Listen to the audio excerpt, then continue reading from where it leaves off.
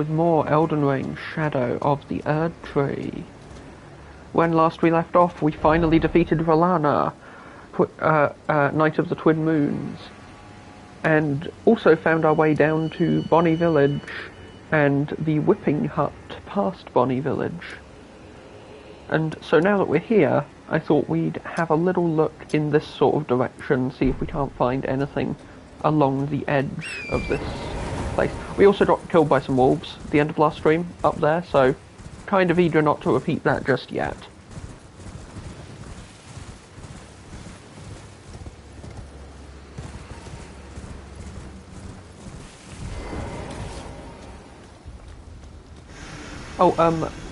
We are now using the faith build that I've been working on for one of my guides, which is a mostly faith bit of dexterity build. Still using the fists still using the martial arts because they're incredible, but this time with the addition of some really powerful incantations.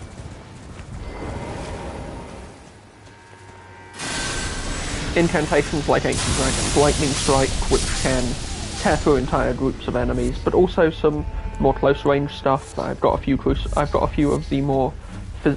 basically all of the Crucible incantations except Crucible Breath on this particular setup right now, and I'm not using Crucible Breath because I've not run into anything that it has been particularly effective against yet. Now, if we run into enemies where we're using a lot of fire and maybe where they stagger easily, that is very likely to change. But for now, I just don't see the point in equipping it. And then, likely dragon. Oh, yeah, because Dragon Peak's off in that direction, isn't it?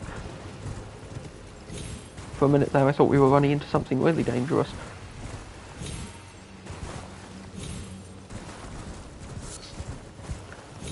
So our plan today is mostly to just explore the Shadowlands some more. We might go back to the Shadow Keep at some point, but I'm not in a huge rush to go back to the Shadow Keep, because that's definitely going to be a story progressing moment that I feel like a bit more practice is needed before we do anything particularly crazy there. I forgot I had Crucible Horn as my active spell there. I also need to stop. I keep fumbling the buttons and accidentally unequipping my fist, my martial arts, which is not good. Since the entire point of this build is mixing melee with some incantations.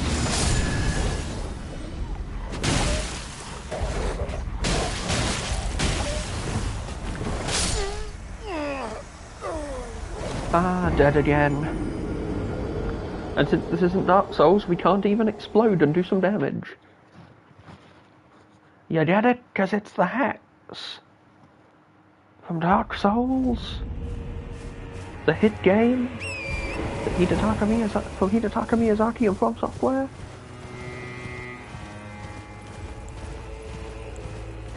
I'll stop now. But yeah, mostly just want to explore this sort of general area. Maybe fight some of the huge packs of wolves, but not that huge pack of wolves, not just yet. Ah, yes, of course.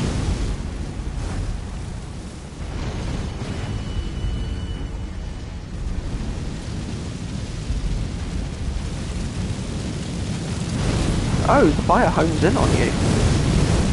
That's dangerous. Have a hunch I know what all of those messages are saying.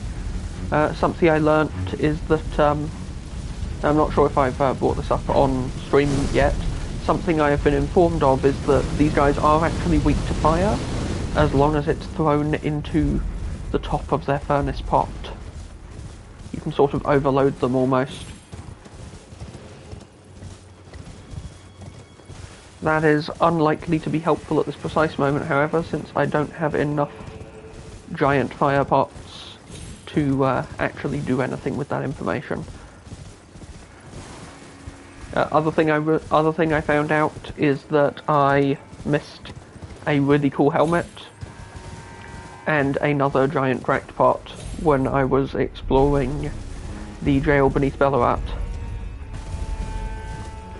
So we will go back and collect both of those a little bit later. I mostly just want to find one Grace a bit further in here so that we can say we made progress in this direction, and then we'll go do that while we remember. Ah, so this is a glintstone rise.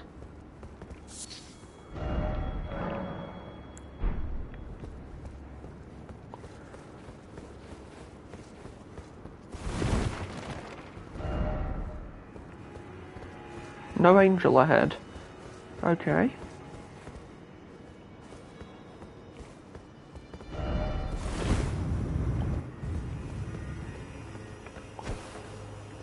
Yeah, that's a spirit spring to break open.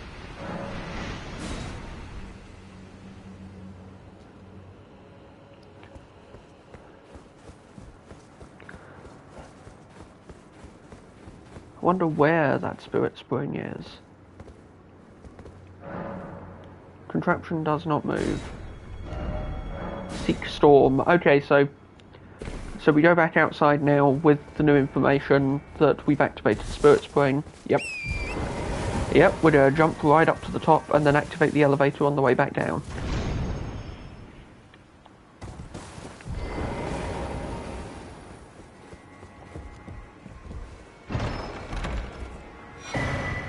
Rabath's cannon. Okay, I'll bite. What's Rabath's cannon? A type of jar cannon used to fire great bolts, a masterwork of the spell machinist Rabath. The power of the glintstones that encircle the barrel imbues bolts with magic damage and guides shots towards their targets. So it's like a homing jar cannon variant that's heavily enchanted. I mean, we're not strong enough to even hold the dang thing, but good to know it's an option. And then we can activate the elevator.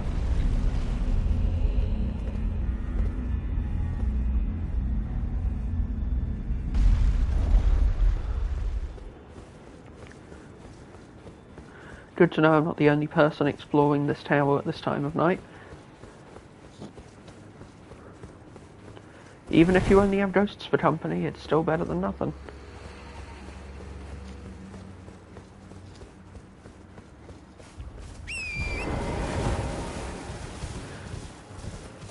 Still no sight of Grace, though. Travelled all this way, and what do we have to show for it? Just an incredibly powerful magical cannon, and no, actually, just the magical cannon. That's what we have.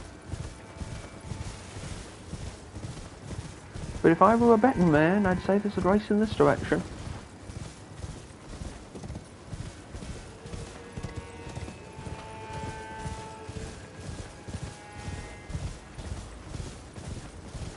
Because this looks really promising.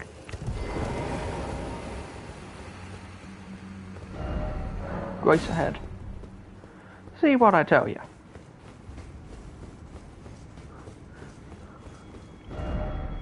Of course, this is also a tunnel that seems to be taking us back towards the Shadow Keep, so... I wonder, could we sneak around and end up in the Shadow Keep without breaking the Great Rune? Or is that just a thing that happens when you reach the Shadow Keep because Mikola was always going to shatter it? I mean, we're assuming Mikola himself shattered the Great Rune, and it feels like that's something he'd do, but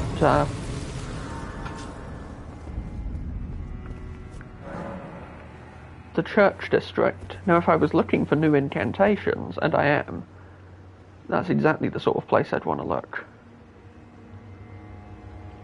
But I said we weren't doing the Shadow Keep just yet. I wanted to explore a few more bits first. So,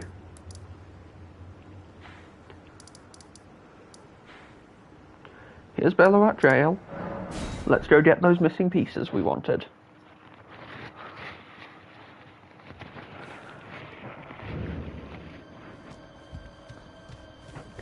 Because apparently, the two places where I missed stuff were when we drop down on all of the pots, there's a ledge you can land on, and I completely missed it. So we're going to go there.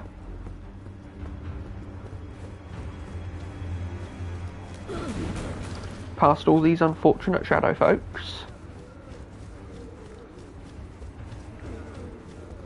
Remembered the turning this time. Getting better. But then through the magical room that reminds us of Brightstone Cove. Is it Brightstone Cove or is it the other place? No Man's Wharf. There's not nearly enough spiders here for it to remind me of Brightstone Cove.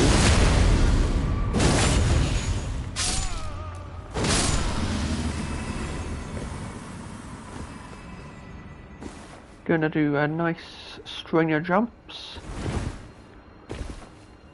And I believe it's just after this one that we can reach. Yep, this is the one. Because we can now get to that chest over there.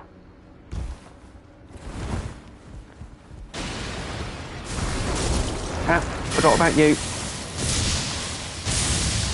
Saw you on the videos that I saw that told me that I missed something here. I've only been watching footage of areas I've already been to, so...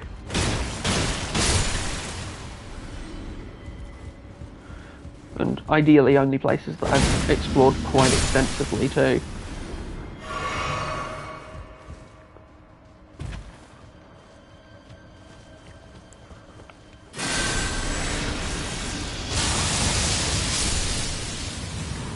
That spell pretty consistently hits things for me. I don't know what... I don't know about other people's experience, but it's always been pretty good for me.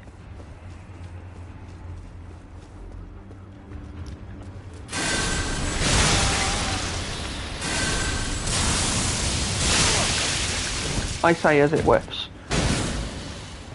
Well, I guess that just goes to show you gotta be careful.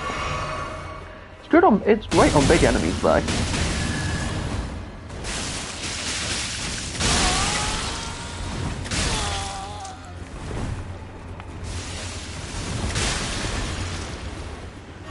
Chug, and let's go.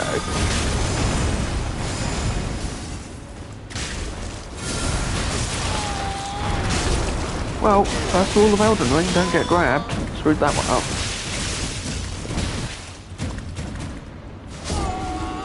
Didn't even know they could just shove me off like that, but apparently they can. So, we got one of the new items, and I think that makes 5 giant pots, and a little bird told me that 5 is the magic number for the big golems. So let's see about that.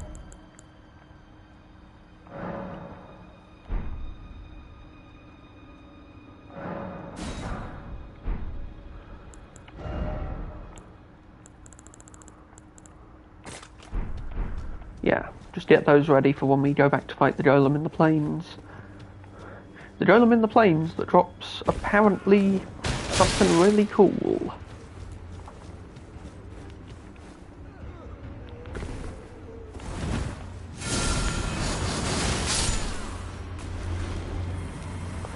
Golden Arcs, of course, a spell we found during last episode. I can actually use it now, and it does pretty well. It's a pretty powerful spell with decent range.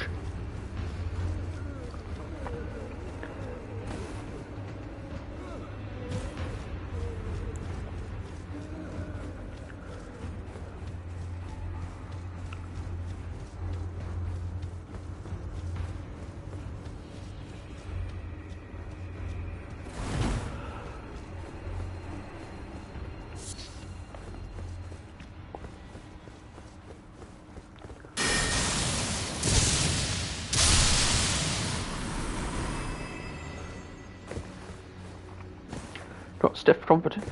Oh, well, I mean, given the cost, I suppose it's not really in competition with that spell. Because it's more of a cheap holy projectile that's easy to...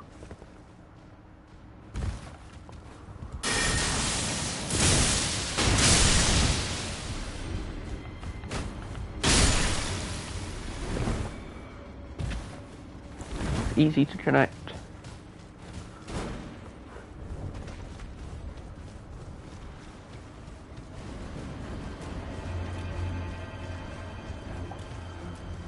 God, the pot innards are gross. I suppose they would be. They are literally mounds of flesh with no skin. You know, I think it's the skinlessness that makes them even creepier than they would be otherwise.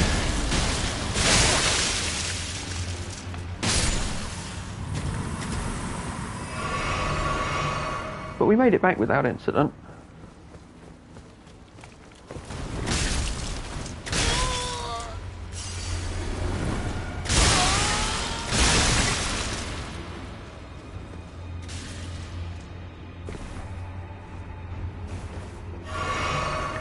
Sooner or later we're going to make it to that altar.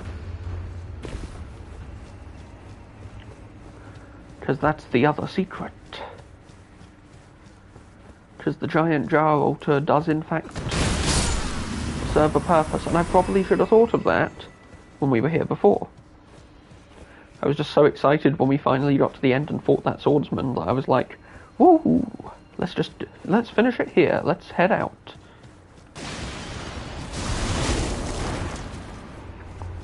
But what you're meant to do is drop down here, because this is an elevator.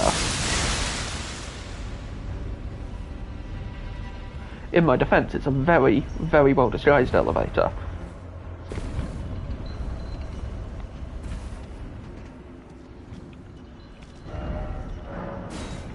Seek magic. Okay.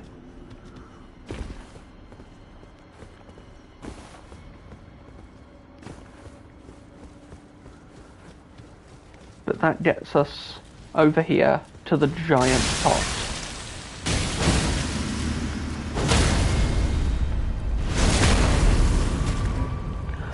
Got holy damage fists at the moment, for those curious. Can also do fire. Fire is good. I went and got the red hot wet knife off camera so that we would have access to the fire and flame art infusions. Flame art, of course, being the one that's relevant here. And that is how you get the Great Jar Helmet. A great jar which comfortably fits over the head when upturned. Attire of the shamans who perform their worship at jails. Increases the power of thrown pots of all sizes. They offer their prayers to the innards of the great jars, such that they might be reborn one day into sainthood. This is the cycle of death and rebirth, taken into the hands of mortal men.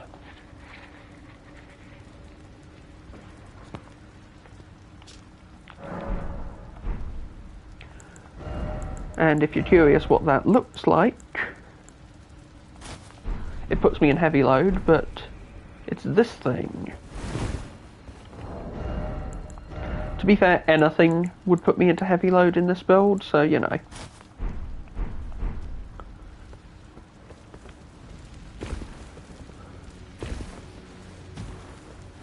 One thing this build definitely doesn't have is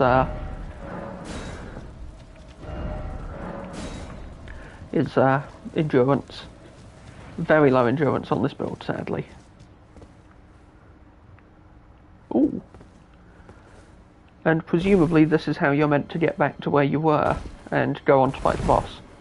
Of course, we already fought the boss. These two are just chilling, I'm not going to bother them.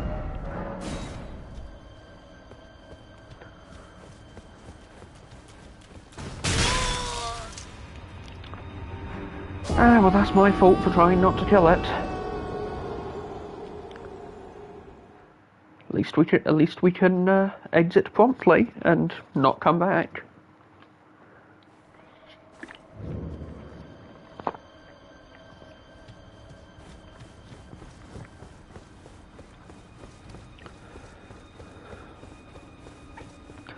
Remember to always stay hydrated and take a drink every time you die.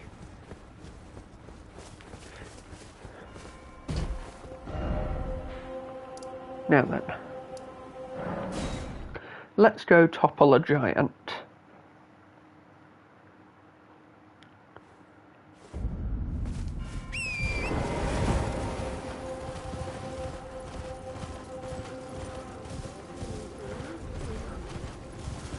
Obviously I have holy damage punches at the moment.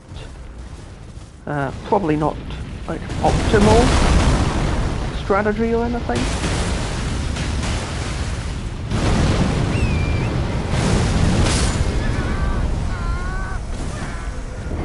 More to the point, I really need to, you know, not get caught in the giant jump.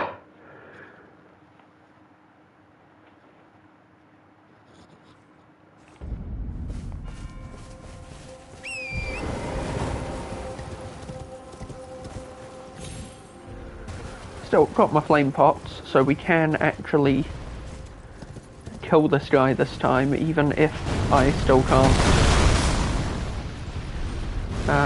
critical strike it, which I believe the game is not allowing me to do because of my weapon choice. I get the impression that the fists just can't do that. There we go.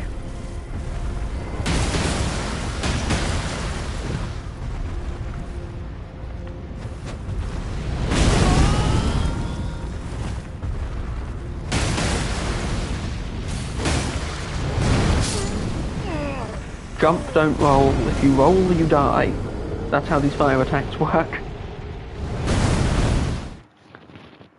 And then for the big double jump, and then for the big jump, where it actually, and then for the jump, you actually do ride away and jump just to make sure.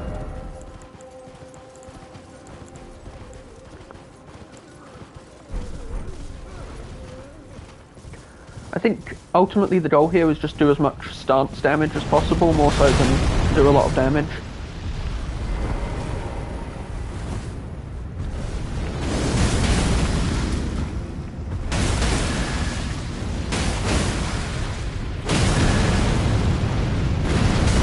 Because that's a lot better telegraphed. So I should be able to dodge that, but I didn't because I screwed that up.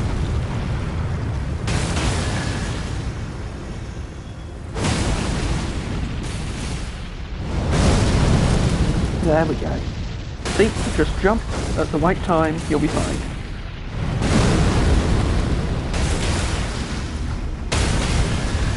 That's 2.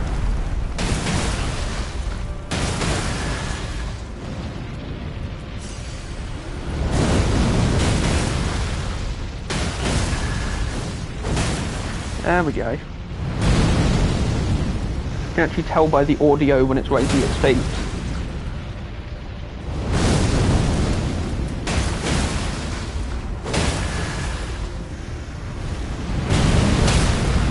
There we go, it's down. Now, curious as I am, I think the right option here is just throw.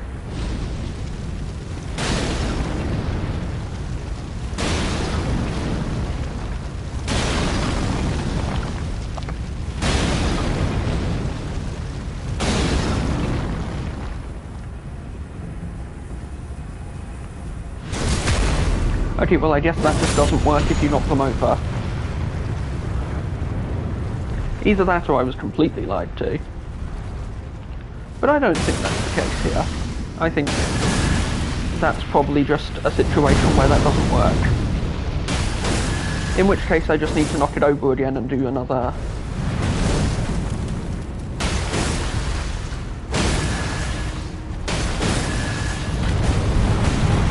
Especially when I'm healing so effectively. By punching its legs. Like...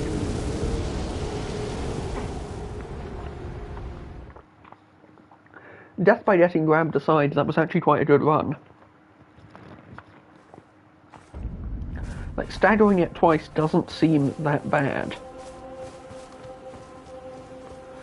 Especially if I use some of my incantations a bit better. Or, you know, at all.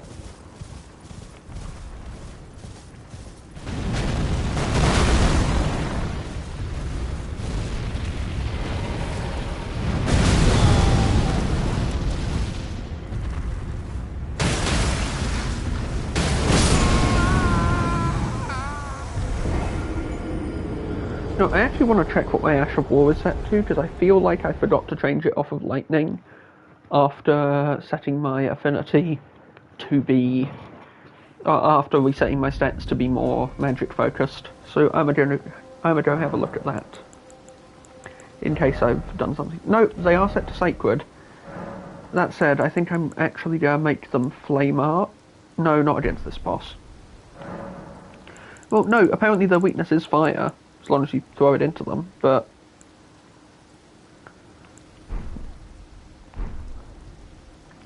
yeah, leave it set to sacred for this fight, I think.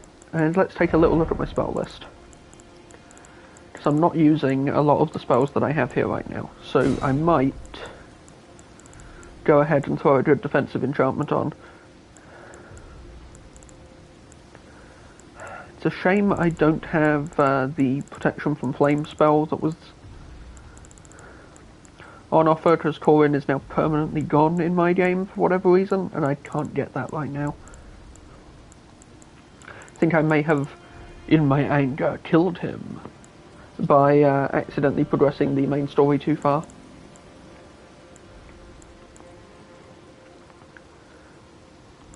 I mean, Burno Flame's always good.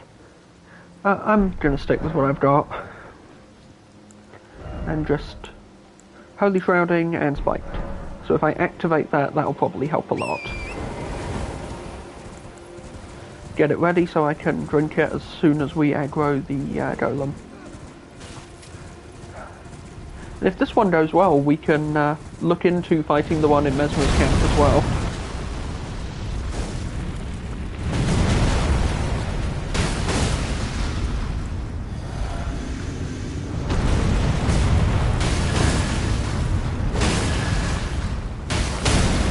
Okay, yeah, that broke way faster.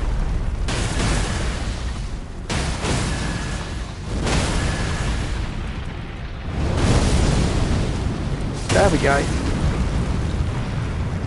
And then I'm not sure if alternating legs between attempts actually changes anything. I'm just,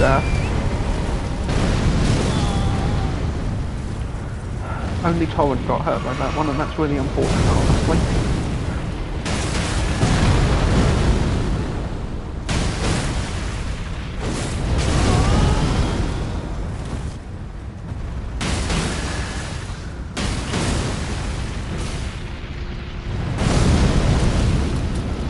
There we go.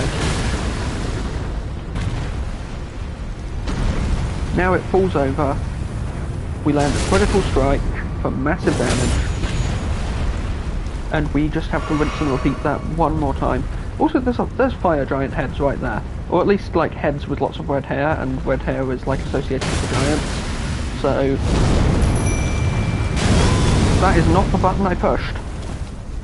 I was not trying to summon spirit ashes against the goddamn furnace golem.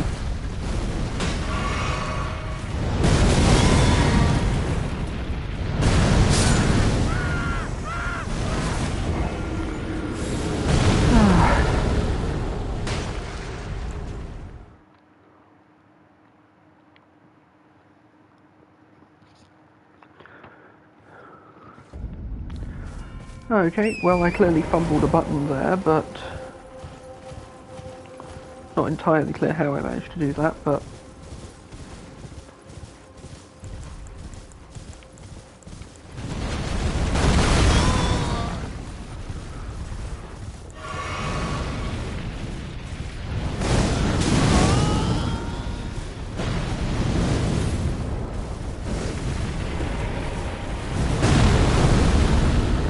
now we just have to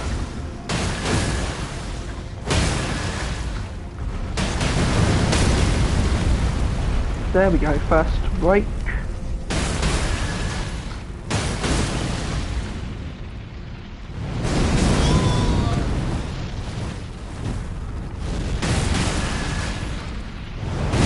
Second break incoming, I think. There we go.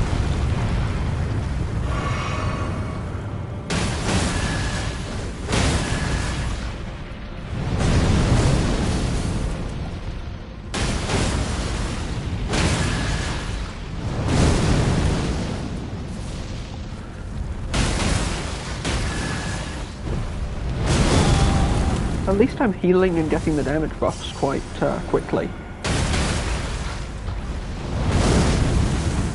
This guy has way less dangerous attacks when you're behind it.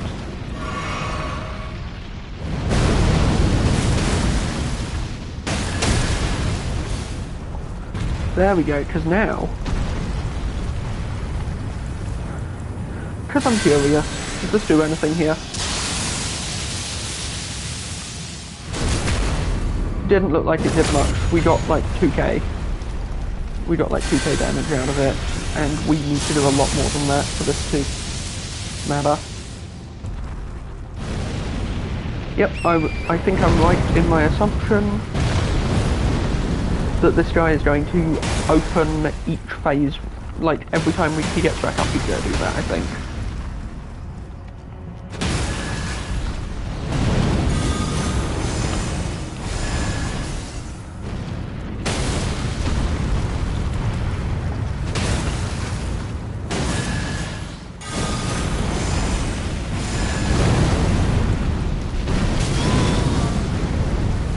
Okay, I screwed that up. But we've still got this.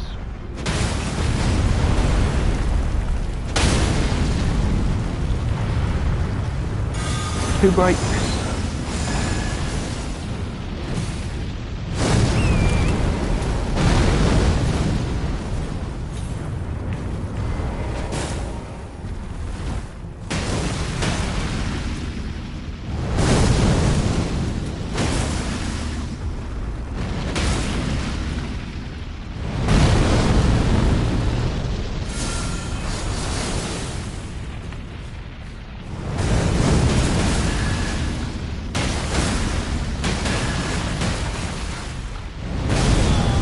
I wonder if there's like a combo talisman equivalent for restoring MP, because that would make this build come alive. If I find one, I'm going to have to update the build guide again, but small sacrifice to make for that level of extra power, as it were. The deflecting hard tier, and a furnace visage. Now the furnace visage is a crafting item used to make the big flame whirlwind pots. Speaking of pots,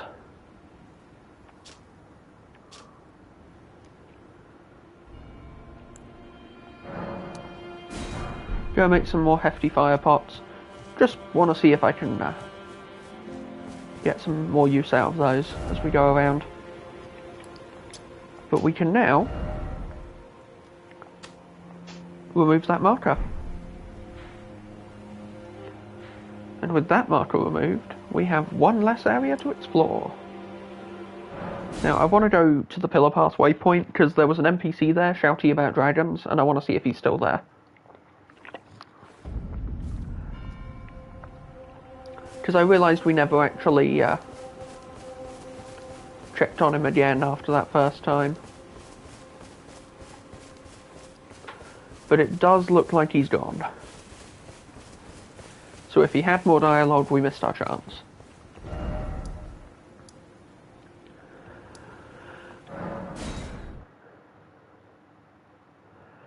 Next on the list is, I think, the little poison valley that we didn't go down, near the Elder's Hovel.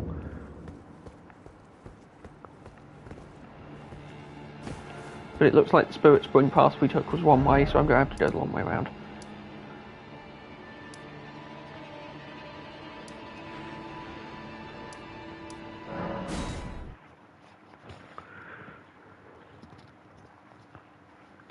If it was ever clear that I don't have a hugely good plan of what I'm doing here, it would be now. Okay, there's like the poison area we went to. Oh, there's a grace down here. Yeah, we'll just go down, we'll just go to that grace. Oof.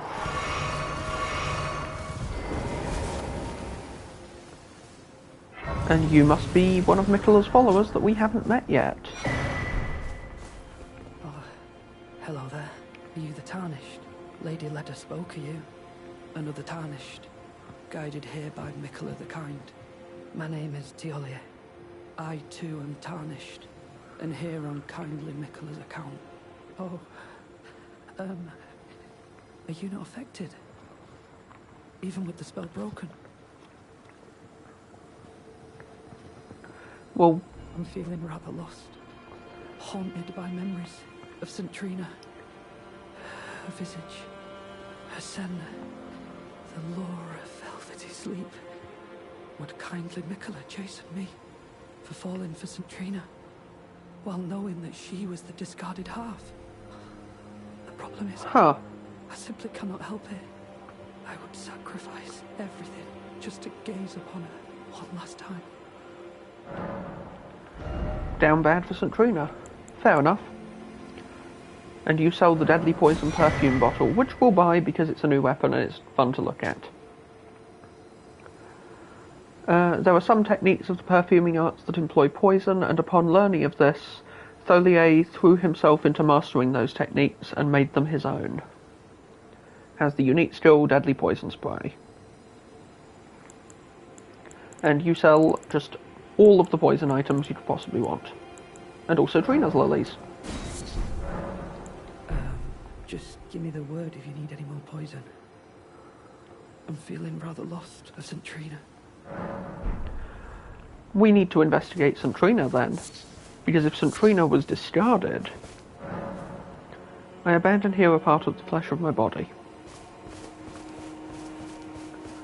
If St. Trina was discarded, where would Mikkela have discarded them?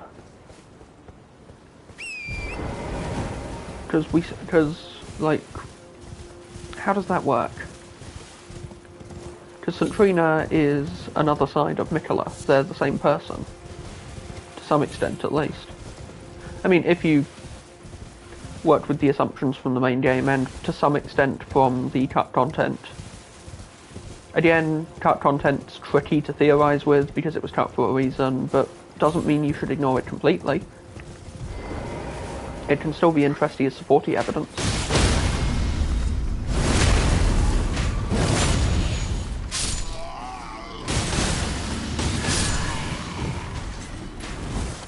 And, well, we now know that Mikkela discarded St. Trina, so we know that St. Trina was at least at some point part of Mikkela now. That, I guess, is now confirmed.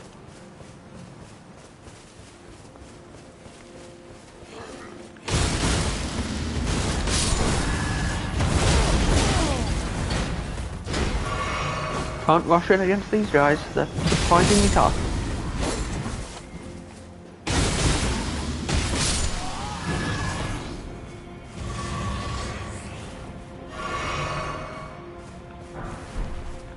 The Swift Spear. And some smith and stones.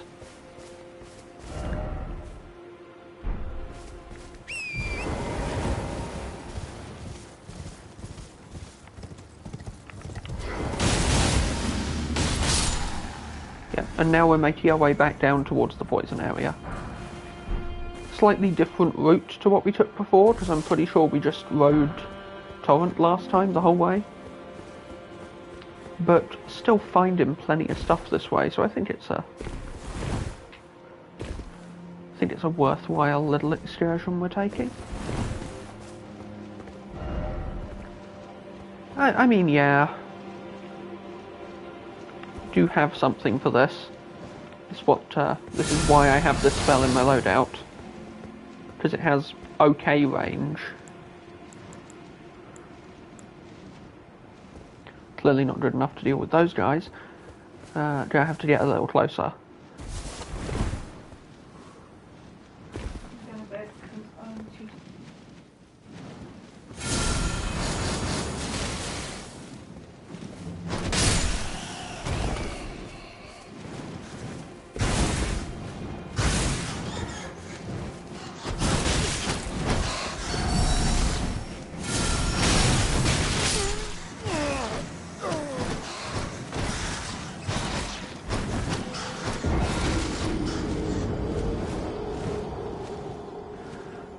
Well, we'll have to make our way back over there.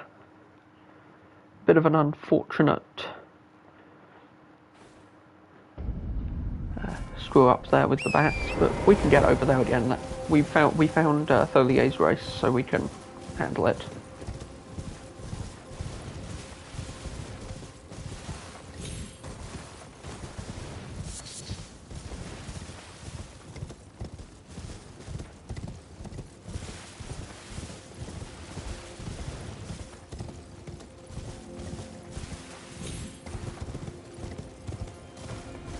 And just like that, we are back to where we were. So, next on the list. Killing those stupid bats.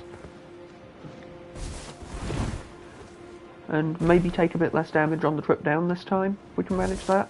Nope, that's not happening.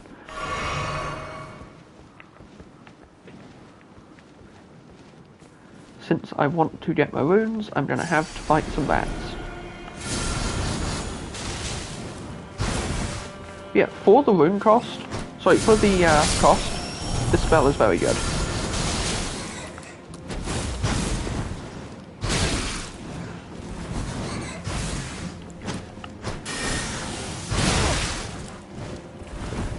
It also takes less time to cast than a fair few of my other spells, even though this build does have max casting speed, by the way, if you were wondering.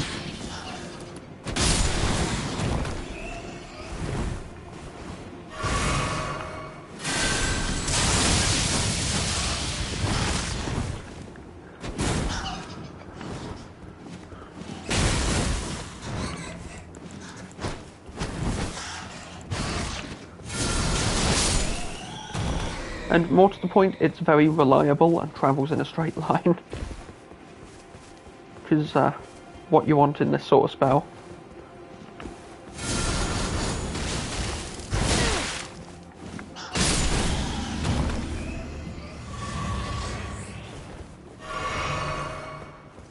I could probably crank the damage higher. There's probably some trickery I could use to do that. I think it's a spiral incantation, so there might be like a horn scent incantation, basically. So I think that means there's a...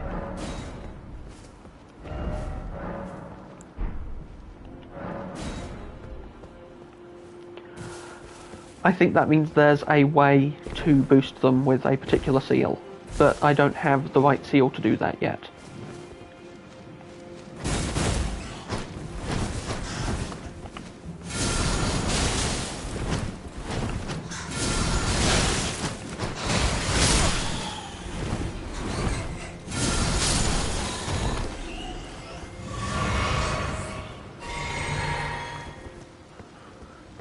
Still very much getting the hang of...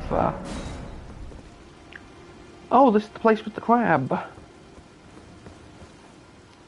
Still very much getting the hang of the incantation mixing with this build. My weapon damage is still very good, but... Yeah, I think if you're choosing between crab or flower, the answer here is flower. I can deal with potentially getting poisoned, but I'd rather not get murdered by crabs.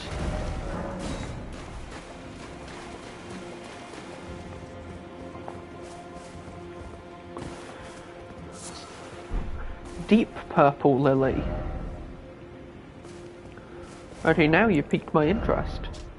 A deep purple water lily that is on the verge of wilting. Material used for crafting items. Grows in the blue flower field at the coast. Like a syrupy poison, its nectar lulls the imbiber into sweet, velvety sleep. Looks just like Trina's and Mikkela's lilies. And causes deep sleep. Like Trina's lilies. Like, I'm just throwing ideas around here. I don't know where that's going necessarily.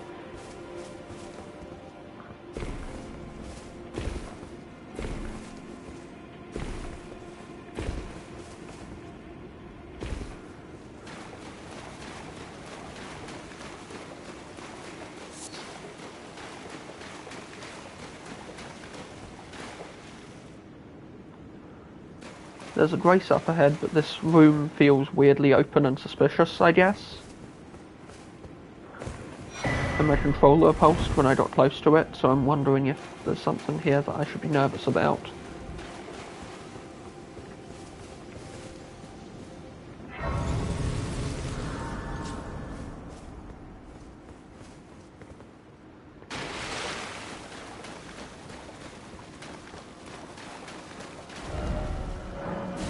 Right and then left. Precious item, so try cave. First off, Grace, go that way. Okay, so there's a cave this way with a valuable item. And there's a couple of messages over there in what looks like a little cave mouth. From a distance. Well, that was not helpful. But keep looking for a cave. Wait, did I read a bunch of signs that said first left and then go right because I wasn't thinking? Ah, dang it.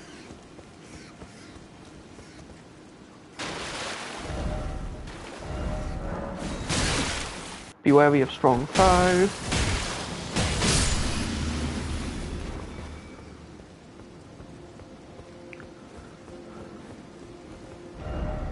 Strong foe ahead and therefore likely precious item.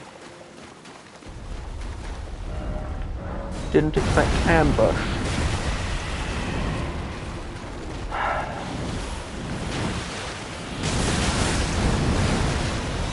Well, I wasn't expecting you, but I can't say I'm surprised to see you're still around. But at least I know your moveset.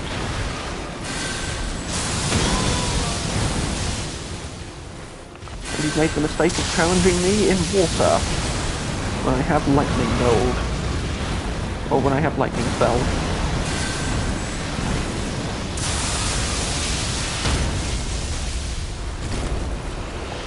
I cast Thunder Spell indeed.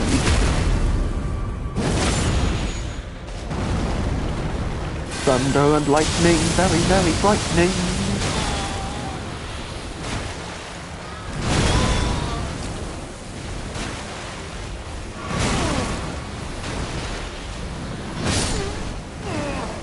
Okay. We died, but that's an opportunity for me to adjust my build slightly. Because now we know what we're fighting.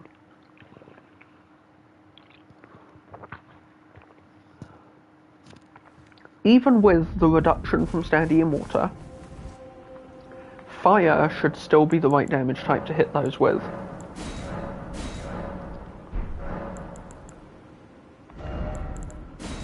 So let's go ahead and grab Burno Flame.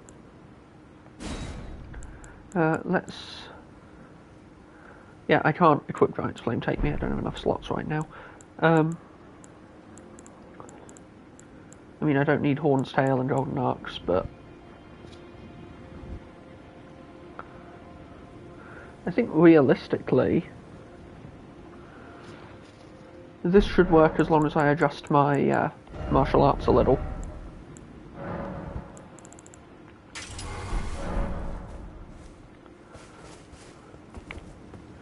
There we go. Because my martial arts should now do fire damage. And apparently there's a cave this way, because I remembered which way left is, this time, that contains a useful item that I should look for. That looks like a platforming challenge.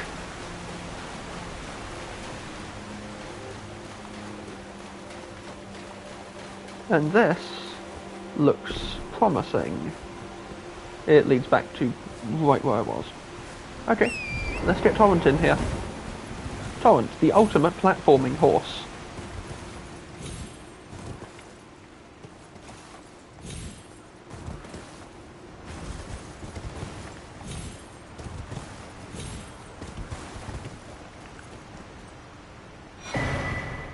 I'd rate of Potentate's cookbook number 12. What mysteries will you teach us how to make? hefty rock pots. Okay then. And this area is infested with the monster flies from before.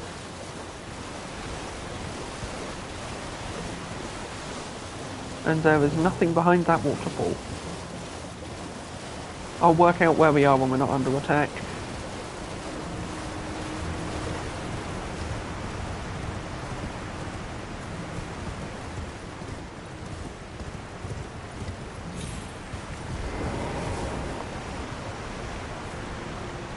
Is there anything down there?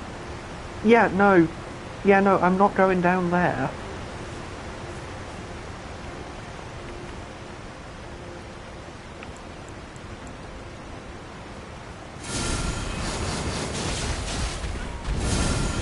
These guys aren't particularly weak to holy damage, but they are weak to getting knocked out of the air.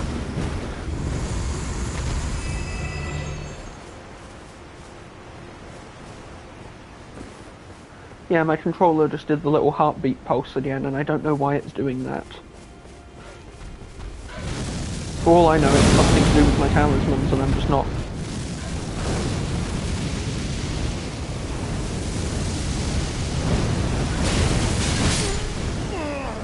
Oh, that was a lot of ghost flame. Okay, at least I can examine where the hell that is, and try and work out what, if anything, I'm missing.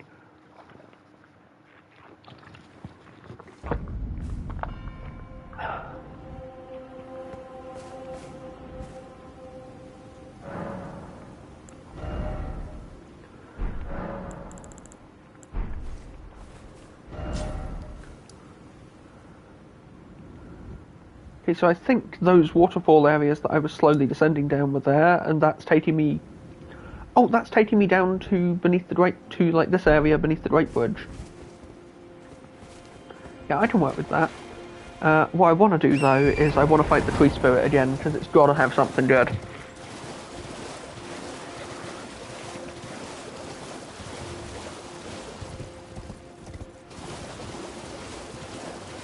Kind of interested about, like, the tree spirit logistics.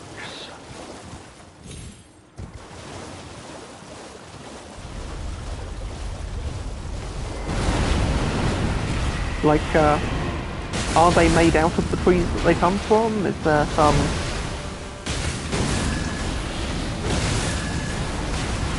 Yeah, I'm doing like 1k damage with my charge attacks here.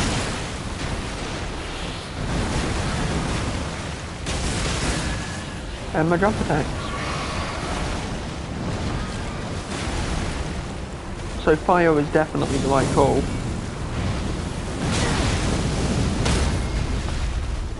Especially if I can do stuff like that.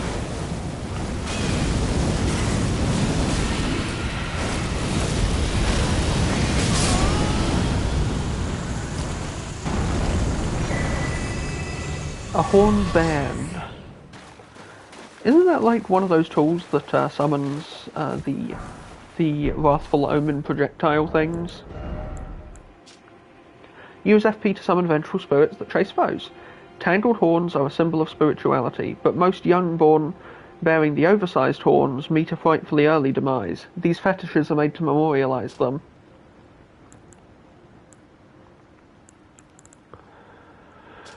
Oh, and we never looked at the Swift Spear. Capable of swift consecutive attacks. Result of a sophisticated moulding technique, it's very light. And to be fair, that's a very light spear.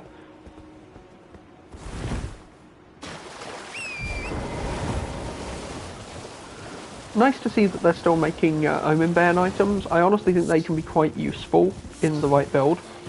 The issue, of course, being that their scaling is in faith, which limits the kind of builds you can use them in. A bit like a lot of Death Sorcery. It's not saying either are bad. You can actually get quite a lot of damage out of Death Sorcery, and you can get quite a lot of damage out of the Omen Bairns as well. But it does require you to have a very specific type of build for you to be able to use them effectively.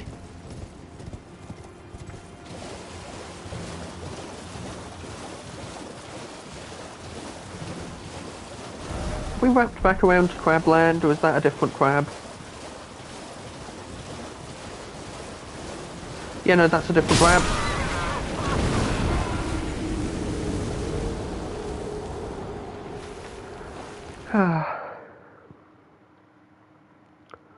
Well, these things happen.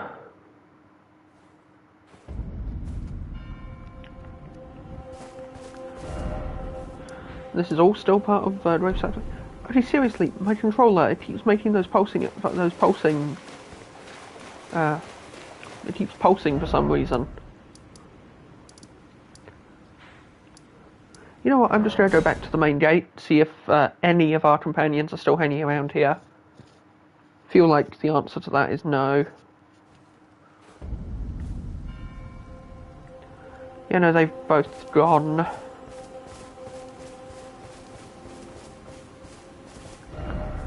Very unfortunate. I was rather hoping to speak with some of them. Well, at least we met Tholier now. They seem cool. And way over here is the map for this bottom area. We've actually got most of the maps. Aren't even close to seeing everything there is to see, though. Okay, let's approach the Shadow Keep from the Church District and see what we can find. Seek some magic. You know, that sort of thing.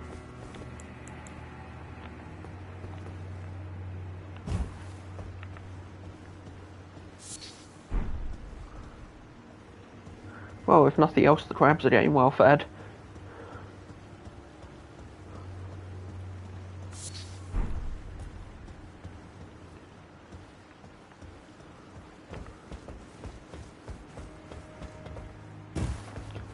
Just a big old sunken district.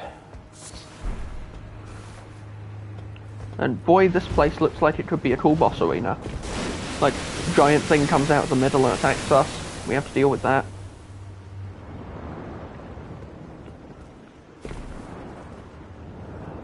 Wasn't expecting underwater threats in a game where you can't swim. That's quite terrifying.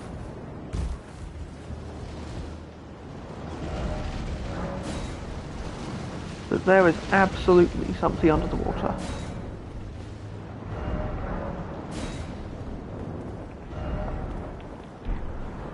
Okay, how did you die? Did you just fall off, or...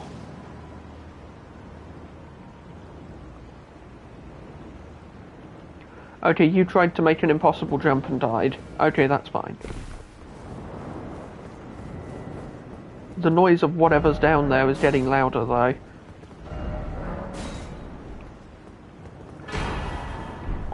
A great grave glovewort. At least we can upgrade more spirit ashes if we ever find any new ones. I've not been having much luck finding them, of course, but that could change.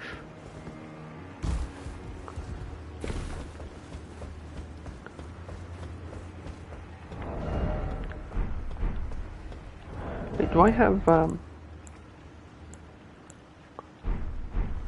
Yeah, I think I'm set up right.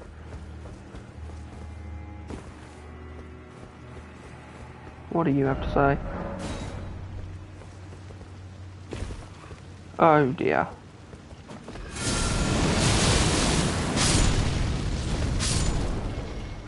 Well, that's one way to deal with it. Those guys are very resistant to holy damage.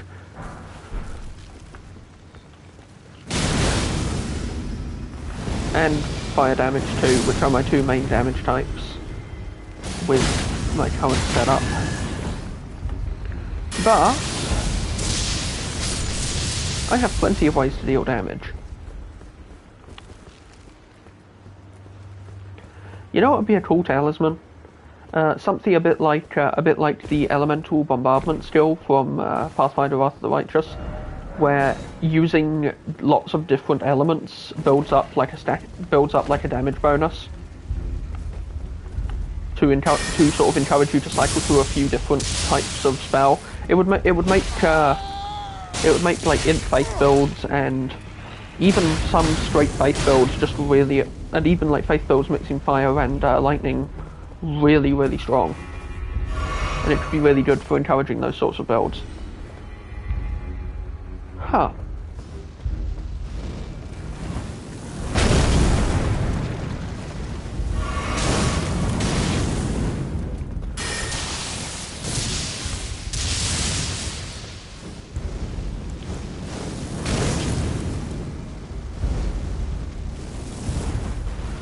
That's the sort of homing mesmer flame that we've seen a bunch of enemies use. Do mesmer's flames just inherently seek people? So I think that other attack also just tried to follow us.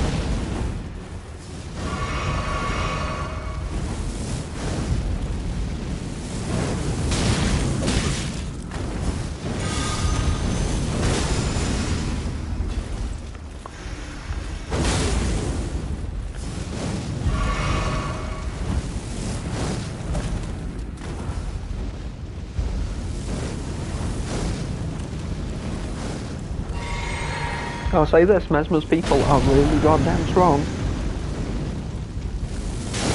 Probably shouldn't have brought fire into this area at all, in hindsight, because this feels like just Mesmer's house. Like, it's a giant castle in the middle of the Shadowlands. Feels like where Mesmer the Impaler would live. Especially since there was an entire camp of his soldiers right outside.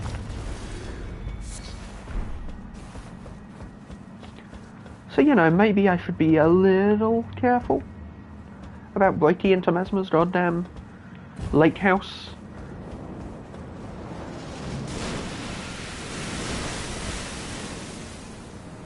Oh, something's burning. Ah, slumbering egg.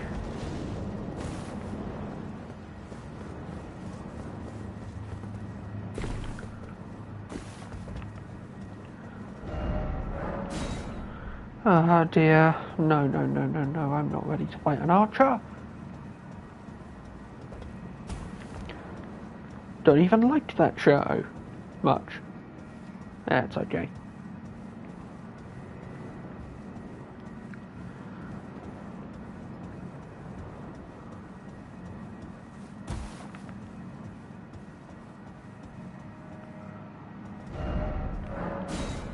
No item ahead, so no reason to go further down that way.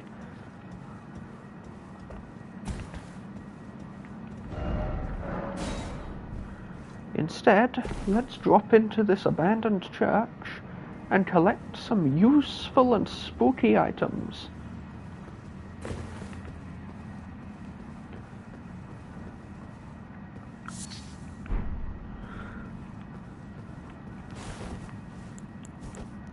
Finding a lot of Stormhawk feathers so far from Stormvale.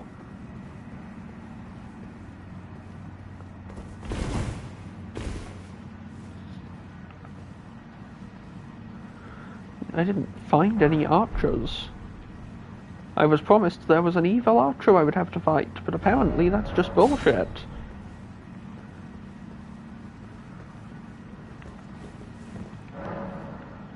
Okay.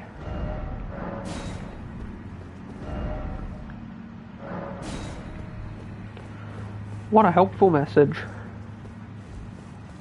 Loving the atmosphere of this like flooded area, of this like flooded zone in the Shadow Keeps though.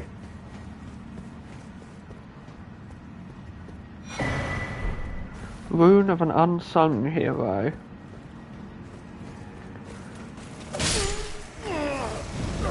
God damn it. Okay, but getting here wasn't that bad. I burnt a lot of resources by playing very inefficiently and by not knowing what I would need. So I can make a few adjustments at the site of grace, and then I'm ready to go.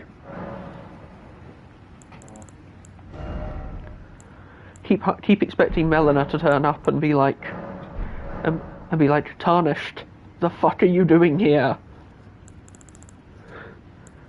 But in this playthrough, she's already gone.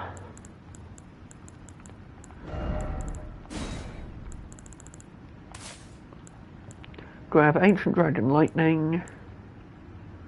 Crucible Tail and Horn are really good. so I'm going to keep them for now. I like Frozen Lightning Spear a lot, but I think for the current setup I'm gonna...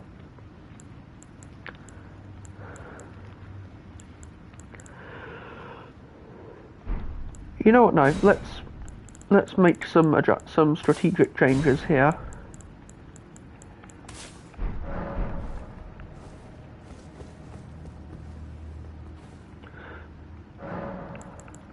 Just getting my spells in order.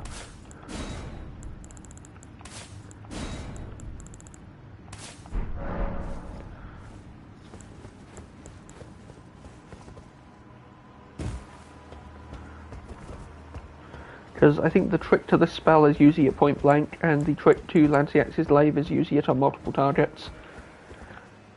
And it's not like this is an area bursting with... Okay, I need to change my dry leaf arts back to Sacred though.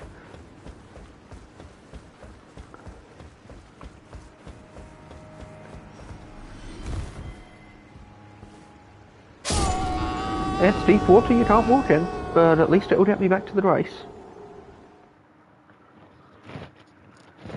And hey, if we keep having to fight these guys that have Mesmer's magic, maybe they'll drop something cool, like a weapon, or their armor with a weapon.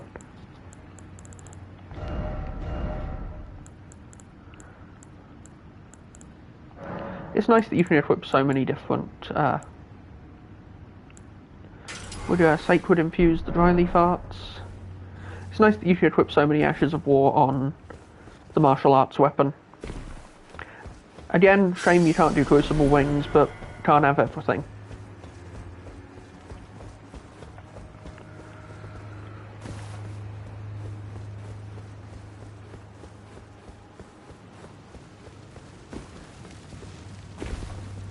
You know what the other thing I've forgotten to do is?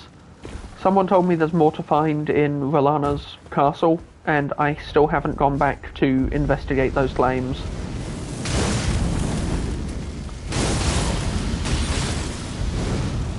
Huh. They aren't super resistant to Holy.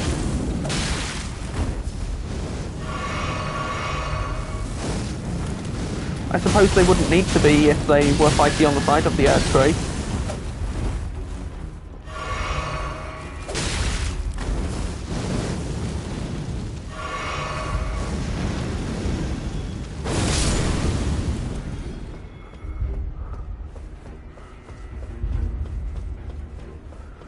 In a way that kind of makes sense, right? Like, if you've got a bunch of people who use the holy element and specialise in the holy element, they probably don't need to specialise in resisting the element that the holy element users specialise in using, because that's the thing they do.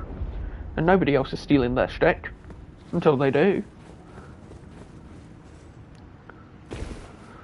I am talking out my ass, but...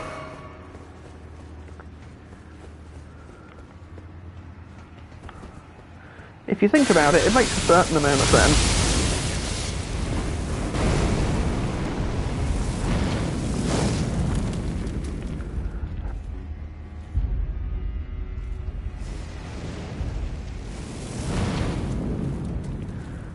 They are just really happy to stand there and not do anything.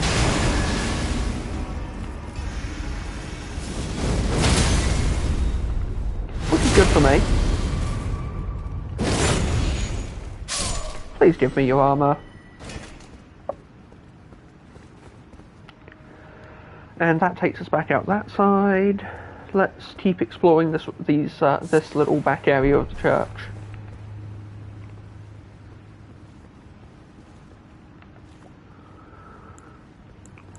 Oh, they see me.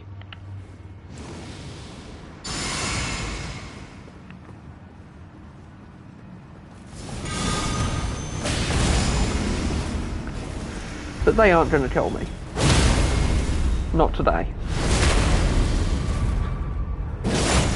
I take a lot of damage doing that particular trade, but sometimes something just needs to die, and I'm okay with spending health to make it happen. I suppose if I equipped Taker's cameo, I'd be a little better. Clearly someone has been leaving secret messages here. Messages about secret rooms here, rather, or or invisible walls, to use the actual term. I don't know why my brain was refusing to supply that phrase.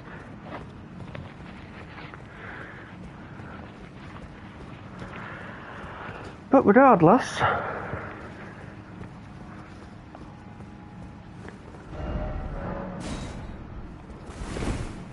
there is plenty to seek around here. Go this way next. Oh yes, bats.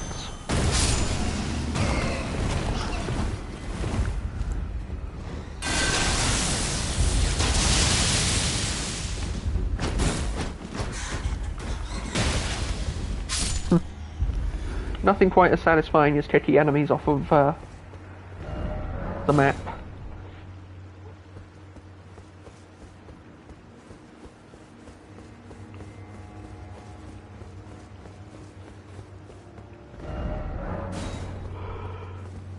Yeah, I'll be wary of the holes.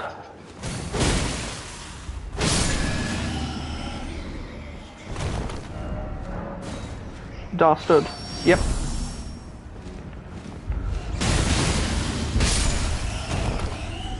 Beat that, grab some beast bones, keep moving. Checking behind me every now and then just to make sure I don't like run into, like I don't miss a secret, I guess, is what I'm trying to say. Okay, so you don't want me going in here, which is fair. It looks like a dead end, and it looks quite a nasty dead end. What with the bottomless water pit. Oh, yeah, because there's a lever here that I can use.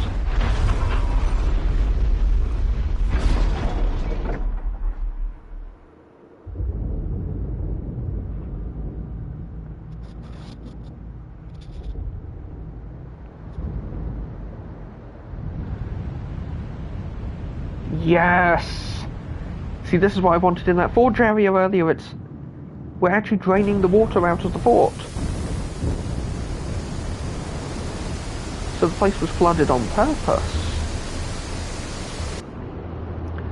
That makes me wonder what they were keeping down there.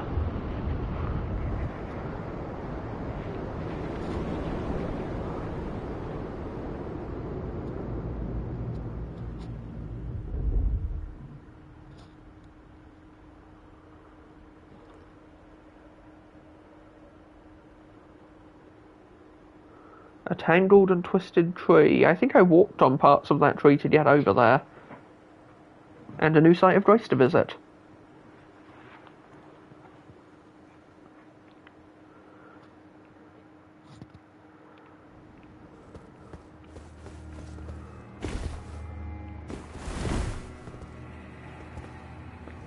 And now I can drop down here because there's no water.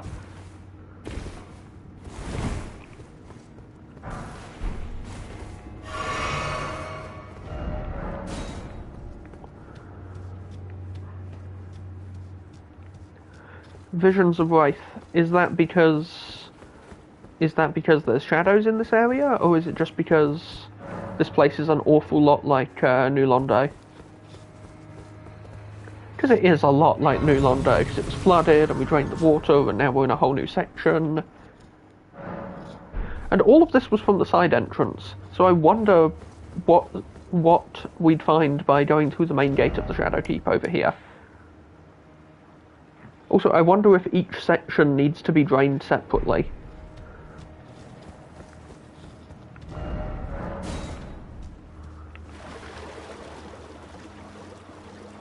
Hi, fellas.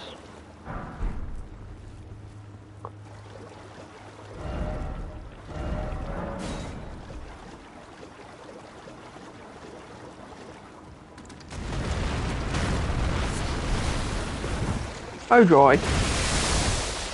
Is crabs.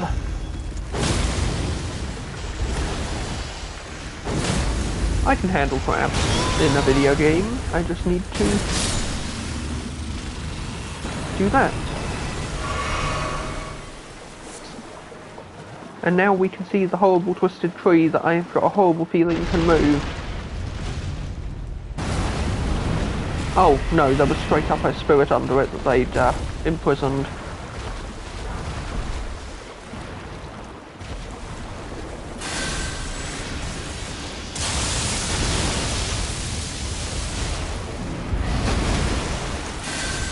But I can handle a tree spirit.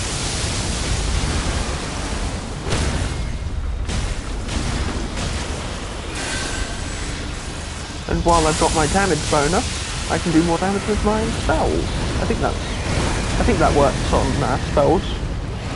I know it works on some spells.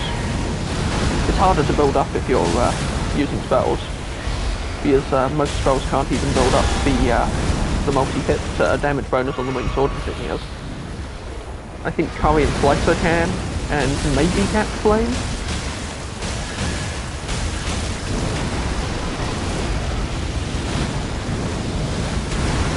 Oh gosh, is that fire usually black and gold? Because that looks new.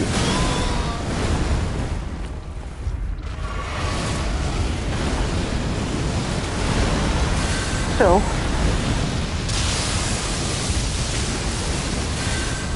I'm fine with just pummeling this thing with magic and hoping that I kill it.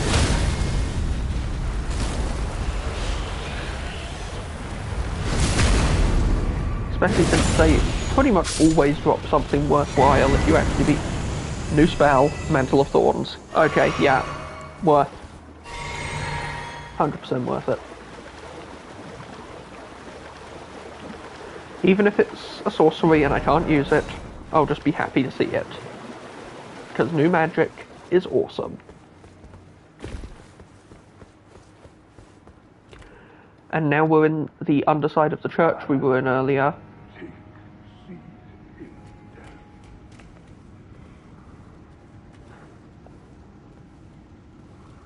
And they just raised a bunch of those little fire guys.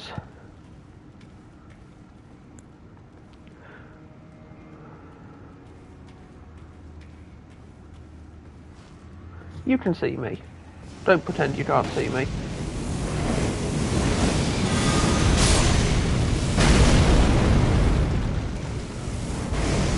Okay, I need to deal with these stupid exploding assholes before I can actually fight you properly.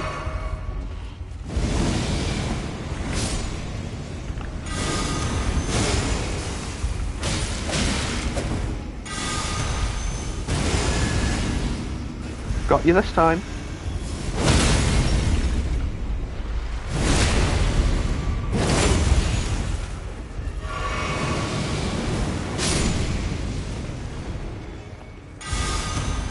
Got caught by your own attack there, did ya?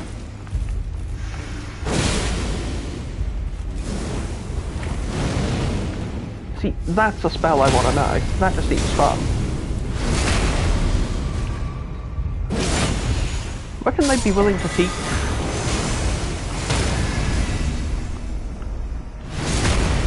Death Mask Helm. I guess we can find out what they are now. Helm of Wego. Wego? Elder among the Fire Knights. 2 warped death masks stacked one atop the other. Reduces the FP used to summon spirits. Gnawed out by loneliness, the old man turned his attention to the spirituality of Mesmer's flame, using it in a rite of resurrection. Yet the soulless bodies he brought to life were no comfort to poor Wego. And then, Mantle of Thorns.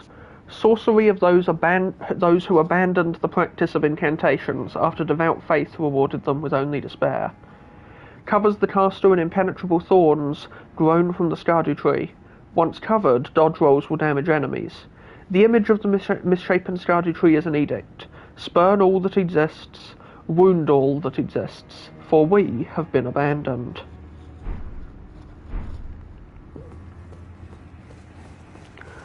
Well, that's depressing. Sort of confirms that that tree spirit wasn't a normal tree spirit, though. Like, we kind of thought because of the black flames, that the black flame mixed into its golden flames, that it might be.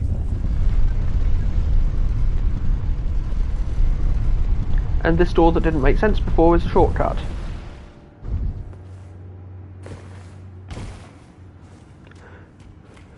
Good to know. Grace and precious item ahead, okay. I'll go this way first and double back. You know, assuming I'm not being lied to. Seems familiar, and then Visage of Dragon. Behold Church.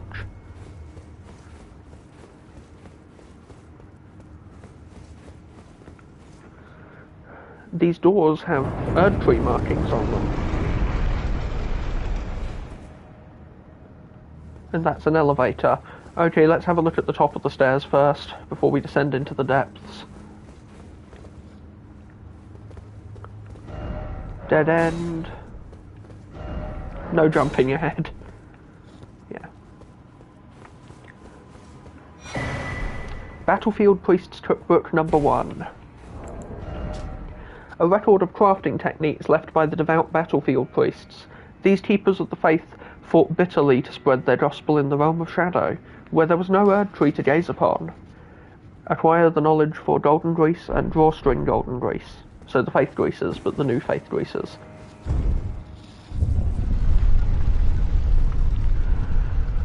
If there isn't a site of grace at the bottom of this elevator, then I think the message back there might have lied to me.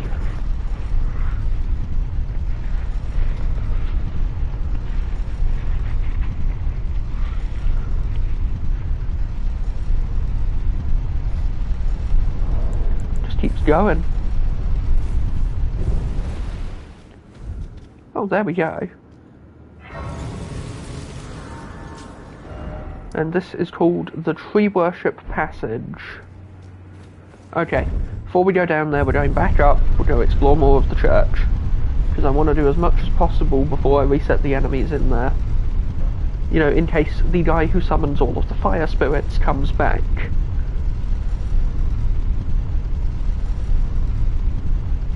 Really liking the whole Ronin armor Dane's hat combo. Just looks good.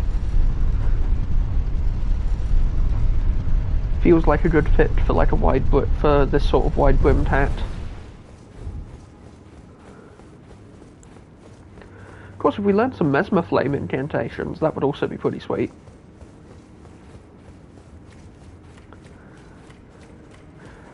Mesmer's Flame seems to have some sort of inherent homing property. I suppose that's a defensible spot if you don't mind getting skewered through a bookcase.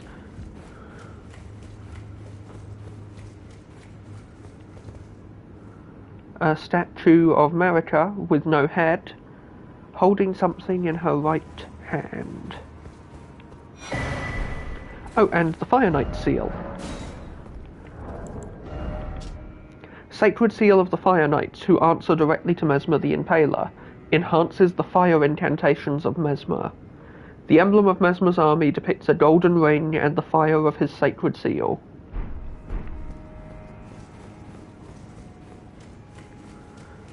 So the golden ring would be symbolic of the Elden Ring, presumably.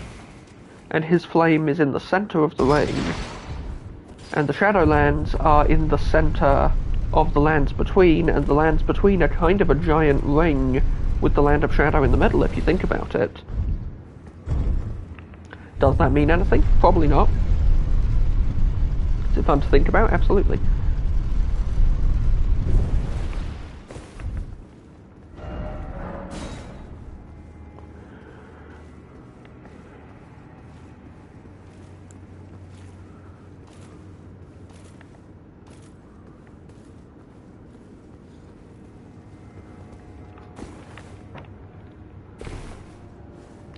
Okay, I need to wrap back around and make that jump because I almost had it. And that's got to be an item worth something, or it wouldn't be in the hands of a statue and very clearly displayed.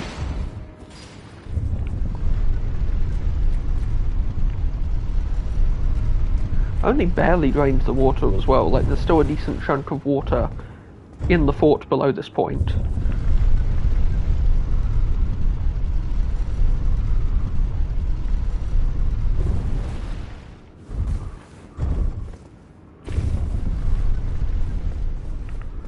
Enter a crouch stance. Okay, they do come back eventually, okay.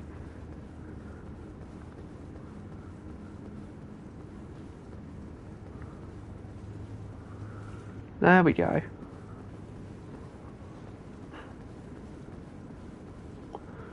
Just jump over and snatch it. See? Worth it. Erdtree fragment. Want as many of those as we can carry.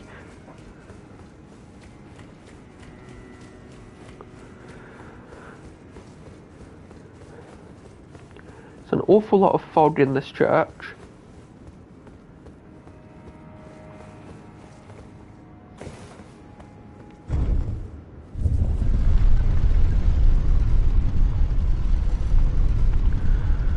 And even more at the bottom of this lift,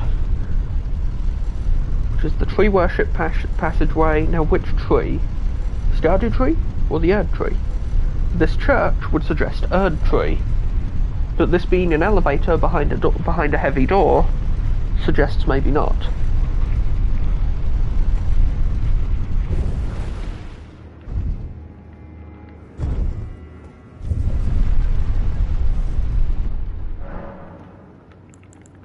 Upgrade our Shadow Realm blessing a little. Get that Erdtree blessing powered up. Activate the State of America. Want as many summoning pools active as possible for goofy around in PvP.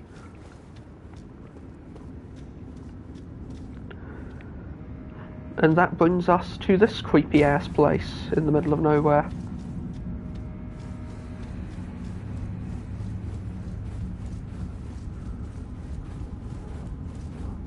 Which is just about as ominous as it gets.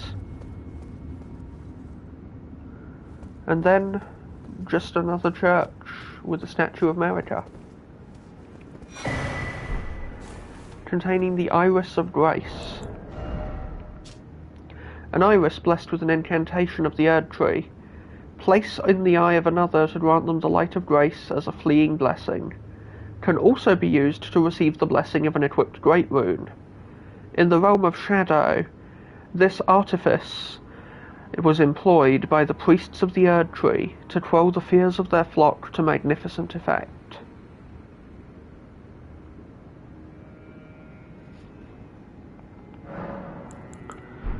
So is that an item that I'm guessing that will be destroyed when used? I don't want to risk using it. Seek pathetic sort and then offer item.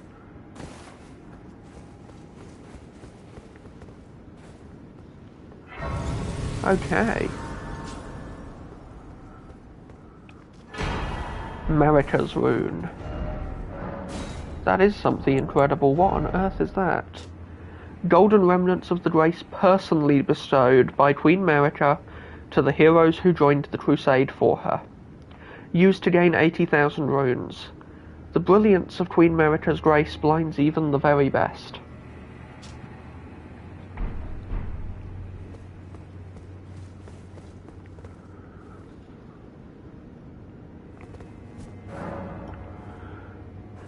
So we've gone through the Shadow Keep and ended up right at the foot of the Erdtree.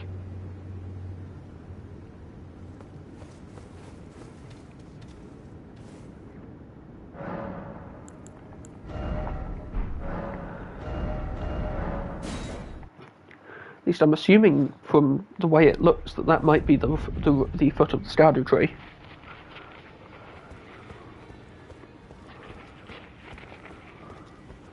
Certainly been wrong before, but now's as good a time as any to use some runes. Oh, Splinter.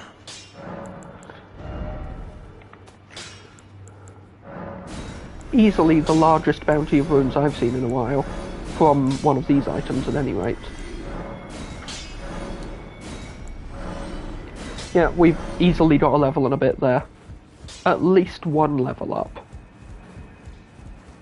Hopefully more than one, but who can say?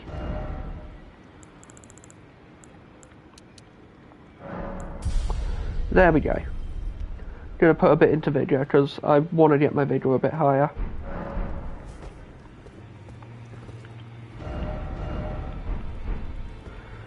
And that leaves us with 19k. Yo, Gideon. Don't mind us. Just discovering forbidden knowledge that I'm sure you'd love to know about. D and Rogier's bell bearings.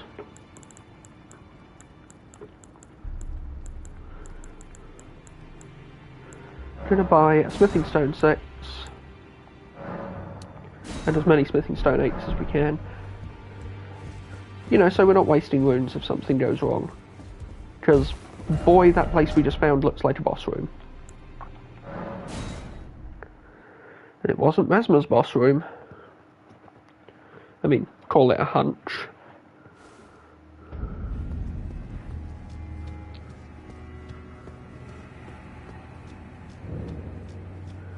Yep, right at the base of the Erdtree.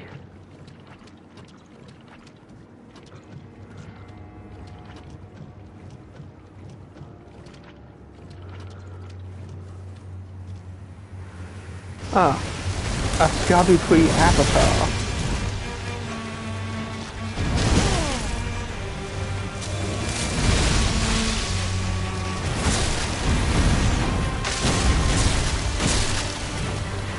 Huh, holy damage isn't doing that bad.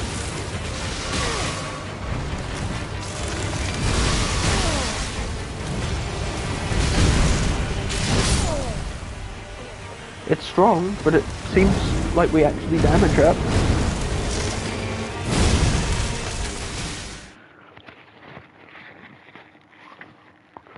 Okay, let's bring out a tanky Spirit Ash and get some practice in on this guy.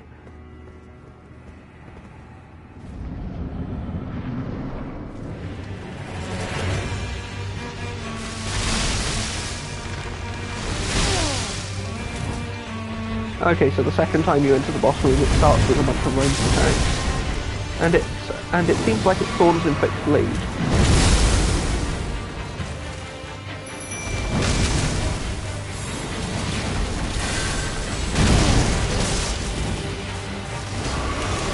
Just need the right opening, and I'll have it handled.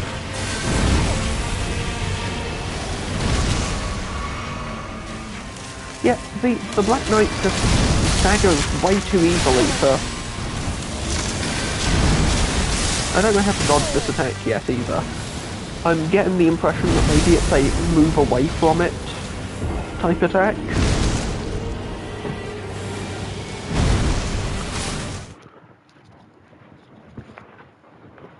But we will see. And this thing's gotta have a spell as like a reward, right? Because it's doing all that crazy Thorn stuff.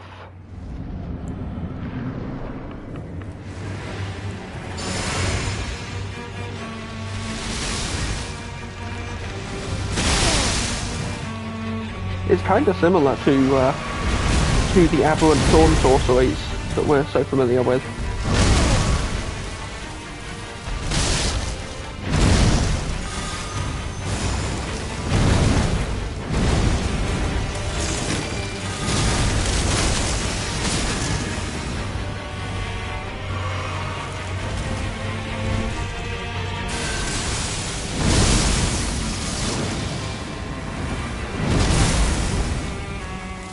Need to keep trying stuff until we find a solution to this boss.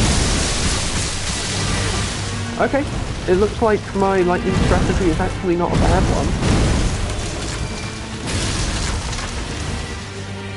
And it looks like those thorns do only come up in the immediate vicinity when it does stuff.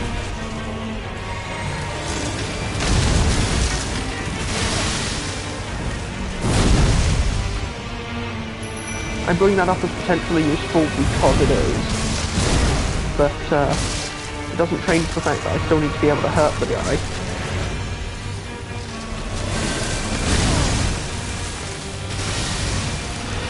Oh, you can also dodge now.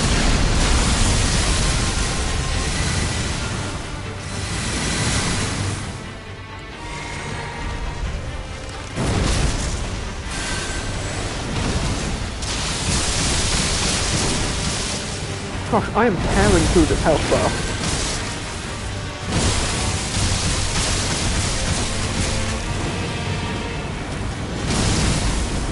I mean, so far.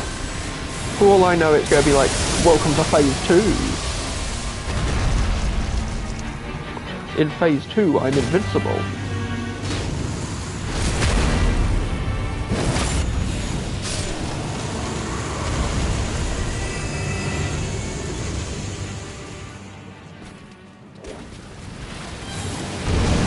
Oh, dang it.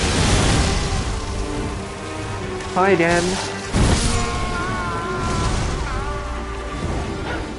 Okay, that's a pretty cool fake out though. It dies and then just grows a new one. But the new one has less health. So I feel like if we keep killing it, eventually it won't be able to regenerate.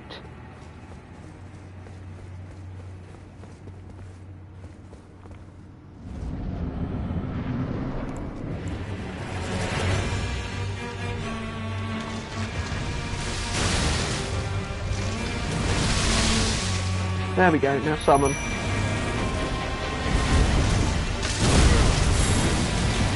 Hi.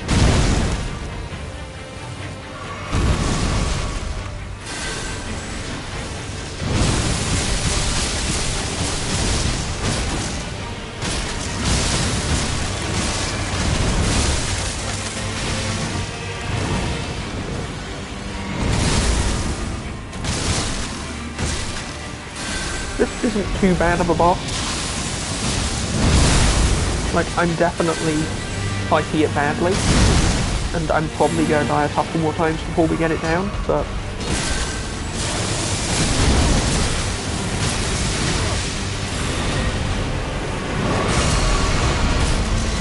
Okay, that's a projectile, that's a really cool projectile weapon though. But it can't do anything else while it's firing that.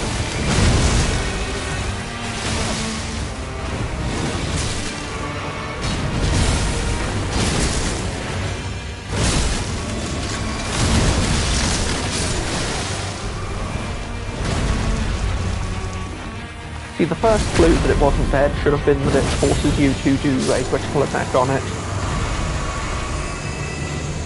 The next clue is that you don't get a prey defeated, not a prey slaughtered, a great foe defeated message.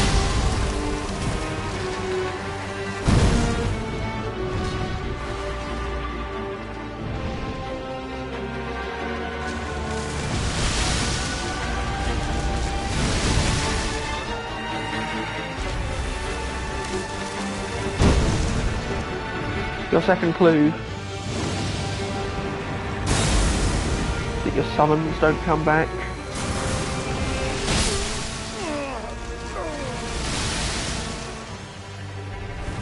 While I fail at fighting this guy, I'm going to keep listing reasons why.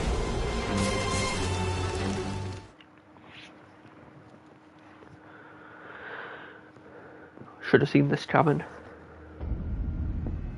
But this seems completely beatable. Also, I want to see if the Iris of Grace, real quick, is a weapon that... sorry, is an item that will respawn or not. Not respawn, but... I want to see if it's consumed on use.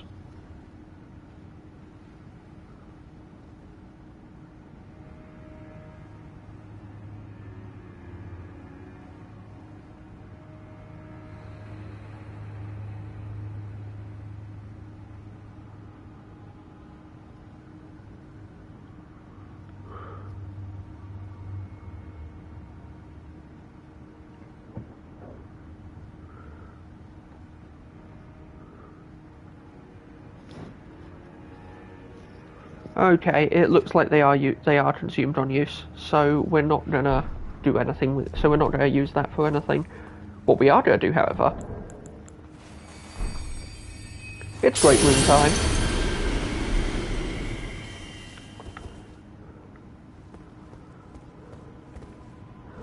I'm tempted to change my damage type away from Holy, but I seem to be doing fine damage-wise.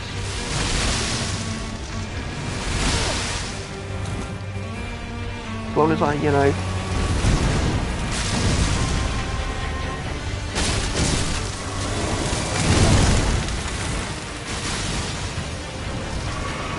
As long as I don't do anything too stupid.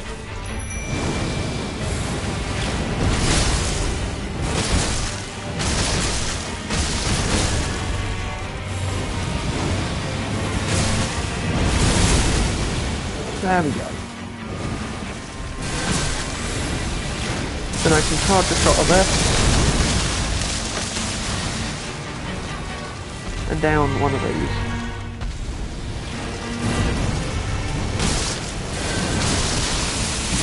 Fire off an uncharge.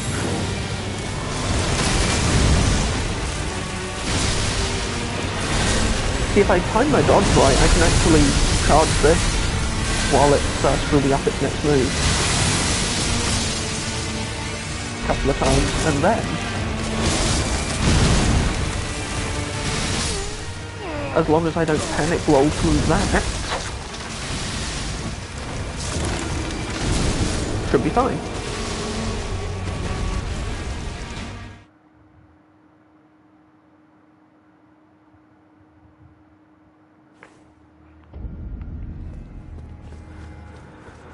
Okay, Shadowkeep Church District, let's go again.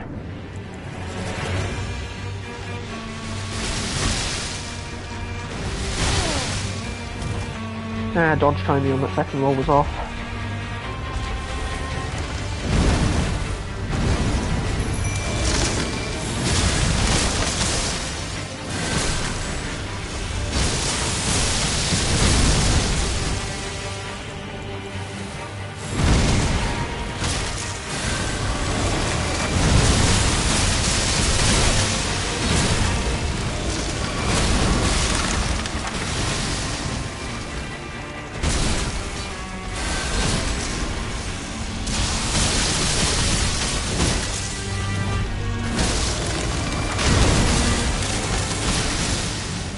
Yeah, again, don't panic dodge that.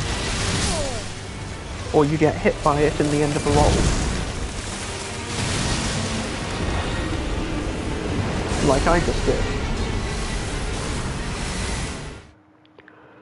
Okay, I've seen how much damage I'm doing with Sacred. Let's see how I do with Fire. I can't imagine Fire will be astonishing, given that we're fighting it in an area that is full of water. But I at least want to test it in case I'm wrong about that. Because if I'm wrong about that, we can try our fire incantations on it too. Because those are also really good for damage. Oh, excuse me. And we'll go ahead and grab the lightning crack tier to power up our spell.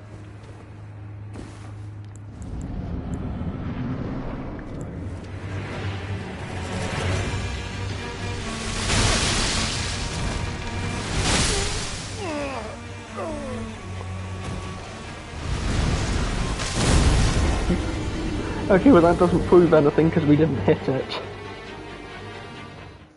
Great boss design though. I kind of wish some of the Erdtree avatars were a bit more messed up looking. Although I'm fine with the obviously I'm kind of fine with the Asylum Demon moveset they've got going on.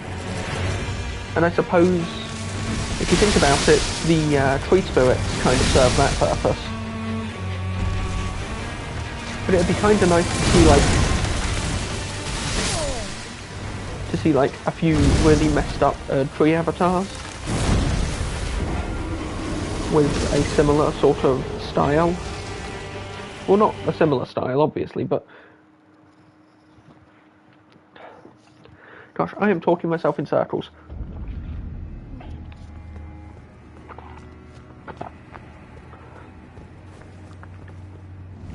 With a style like this, that sort of reflects them being plant creatures and has them doing planty things.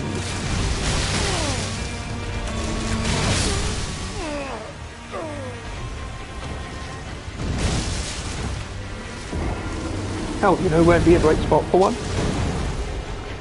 I don't know how practical. I don't know if this is such a good idea. But what if you had like a really awesome sort of thorny sanctuary guardian in the Erdtree sanctuary, where you have the Godfrey Shade fight.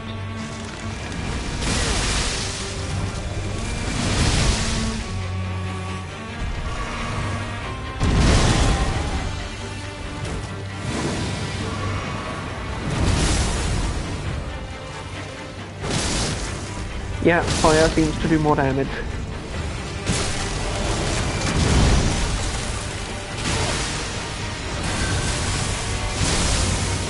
Timing was off by like a second there, but I can do this.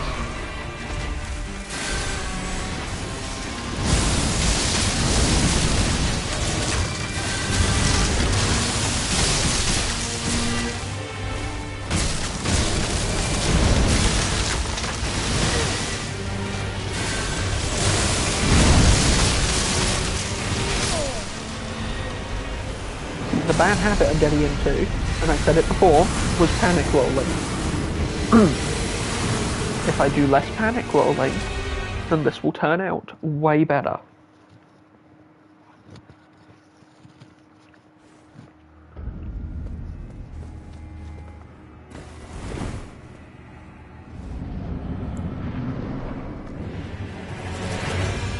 Okay, dodge both thorns. Summon.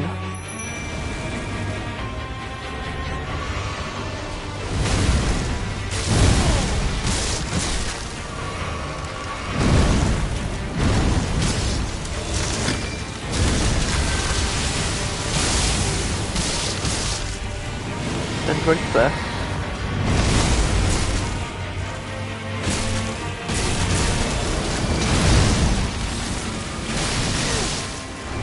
Dodge through the worst of that at least.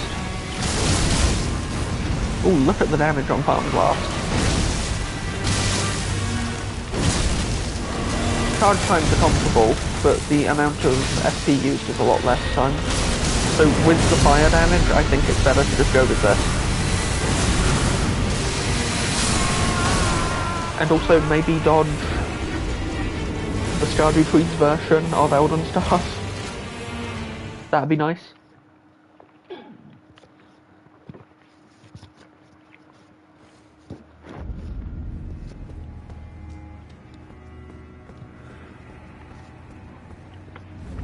I'm glad we found a new boss to bash our heads against, and I'm glad that it's a boss that I can read better, even though I'm bad at fighting it.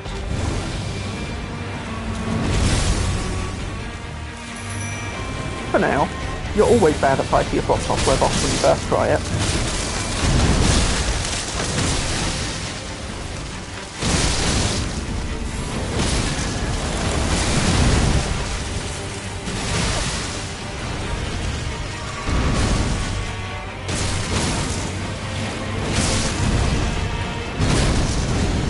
Then I can go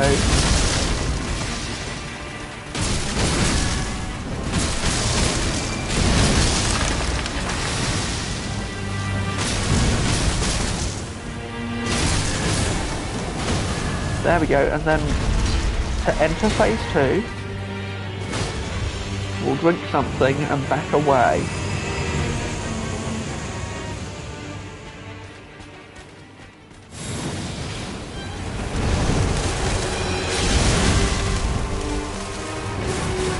I love that the music stops too. It's actually doing a really good job of faking you out. I mean, obviously not now, because I actually know how to fight, because I actually know that it has an extra phase now.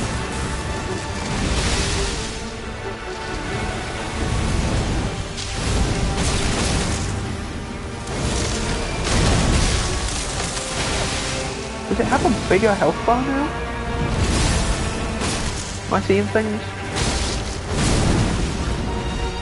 No, I think it might actually have a bigger health bar now.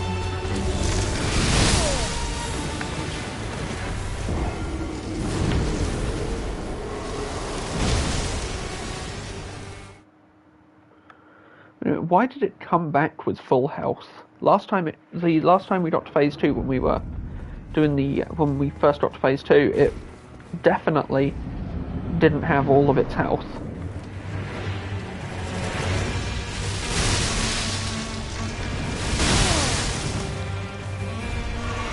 Oh, that blood loss hurt.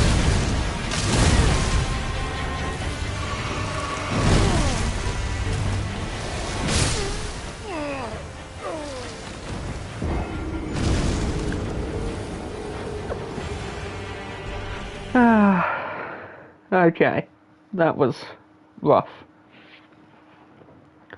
Gonna try a mix of something old and something new here. Gonna mix some new strategies and some old strategies together.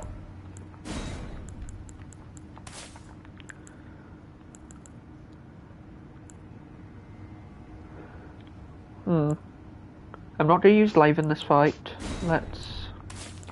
Let's do a double buff. And it's mainly doing physical damage.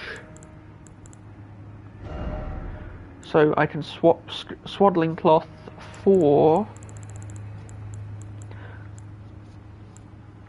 Dragon Crest.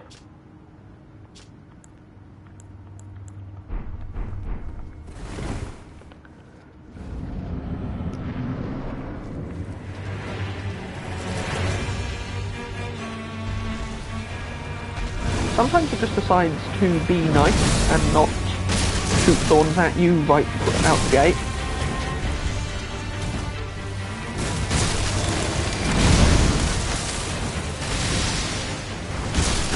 And that's really nice when you do that. I appreciate you. You are a good tree spirit. I wonder, are you a tree spirit or more of a thorn spirit? Because what is the Scarlet Tree? Because it's light surrounded by shadow, right?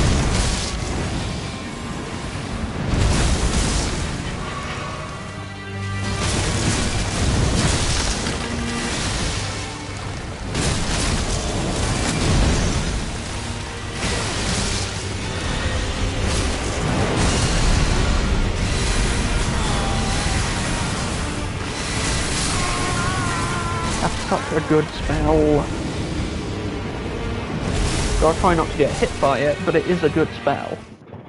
Make no mistake.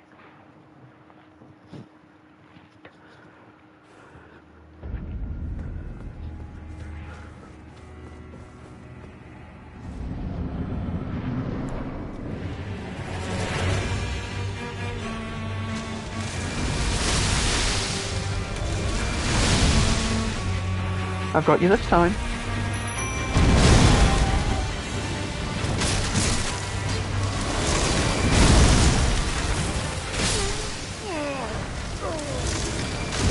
I need to stop saying things. Because I definitely jinxed that. Don't we have a Spirit Ash that specialises in fire and like ranged combat? That would be kinda good for this. Because I'm not going to go level it up just yet, but it's worth remembering that we have that option. See, sometimes it does it instantly, and sometimes it gives you enough time to actually dodge.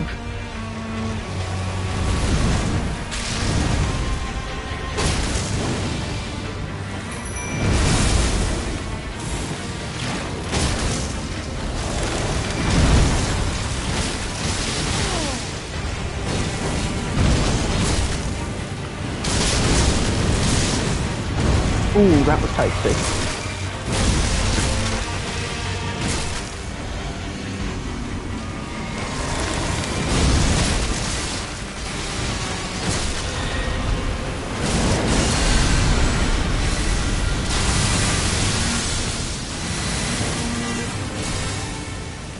I think Burno Flameworthy is the best spell for this fight.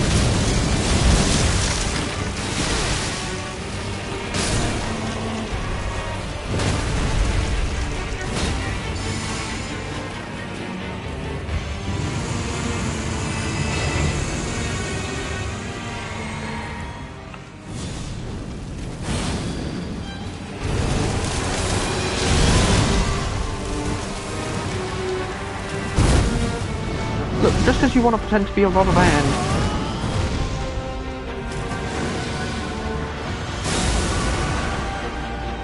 Doesn't mean I want to deal with your bullshit.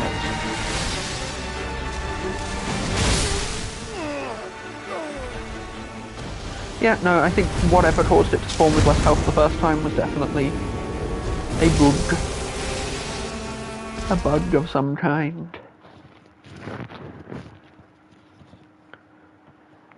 But now that we've confirmed that fire is indeed the strategy,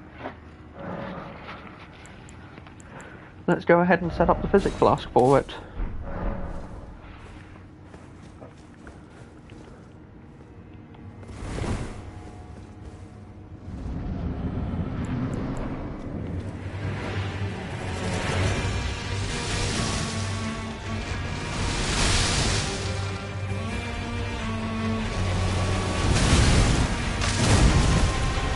At least I dodged the second one.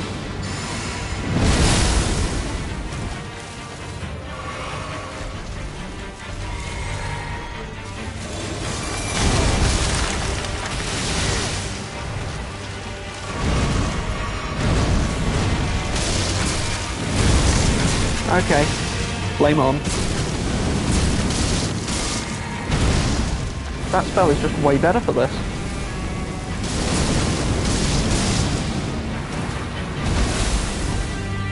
Because the way it fights in this phase is really well suited to that specific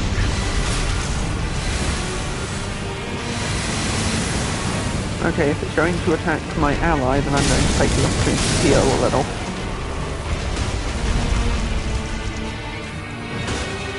We're doing a golden vow. You know what, maybe it's not attacking it when it does that that's causing it to spawn the next phase with max health.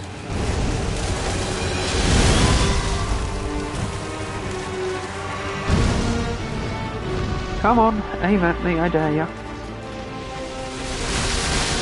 I meant with your stupid slingshot legs, but you know, whatever.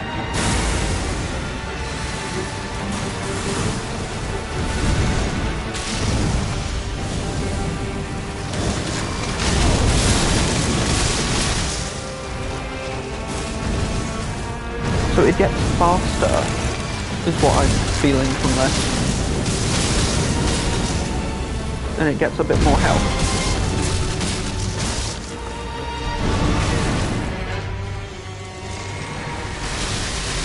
Now, would they Sister Frida and have a phase 3? That is the question. Because it wouldn't be a first for FromSoft to give a boss 3 phases.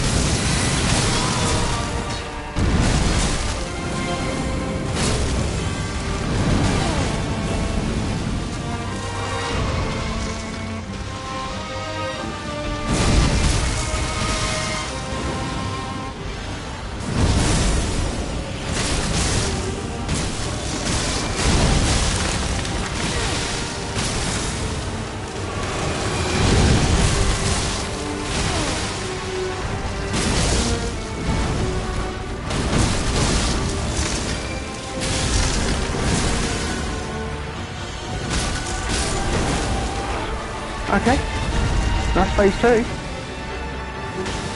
And then I'm going to run around it and try to get the critical before it dies. No, that's not happening. But hey, we killed another one. Sure is a shame it's coming back.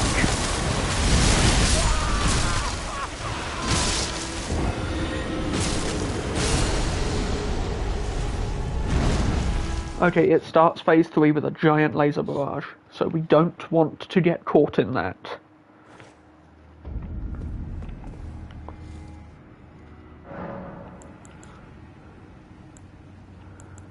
You know what, I'm going to adjust my talismans a little bit. Because the physical damage, honestly, is fine. It's kind of the holy damage that I'm not thrilled about. Okay, but I don't have a thing for that, so we're not gonna. And I love the Rotten Wing Sword insignia, it's awesome, but I think for this specific fight, I want to be able to top my FP off just by surviving so that I can bring out a few more spells, because an extra spell here and there could be all I need.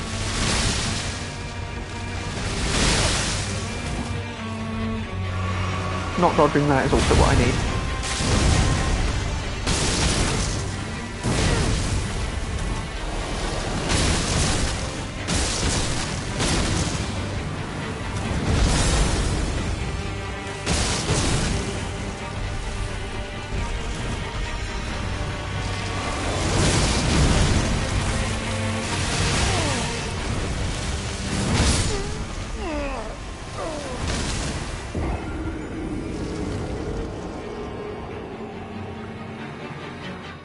Some bigger, tougher fire magic wouldn't hurt.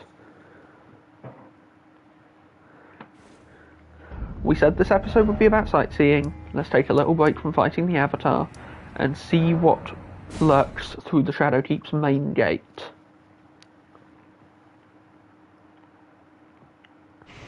And since that means fighting Mesmer's soldiers again, we're going to adjust our build.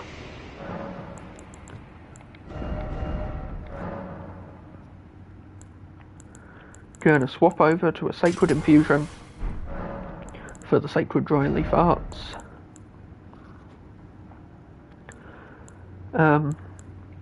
Gonna switch that for something else, I think, but first, ranged option, good status effect, good AoE, and our Wondrous Physic for exploring. You know, let's see if we can make Spontaneous Guard work with this.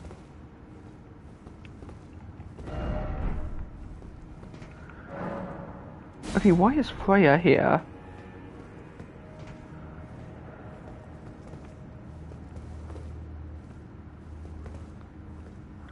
And that looks like the Horn Scent.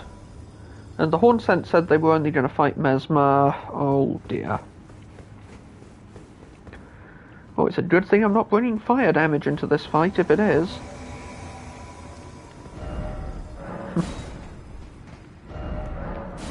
Visions of Suffering, Why Always Despair, and Boss ahead. Oh! Here I was gearing up for Mesmer and instead it's a golden hippo.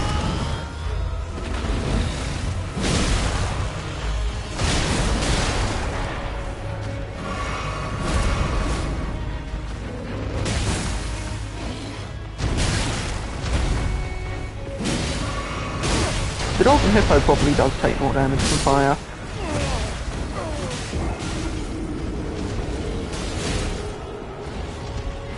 Probably takes more damage from a lot of things that aren't holy, because golden, holy, probably not going to be.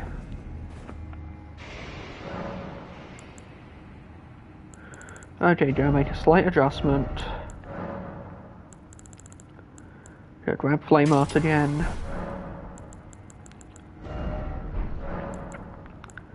My spell list is fine. My Wondrous Physic has the Deflecting Hard 2 in it, because I decided to try it out. We're not going to summon anyone just yet.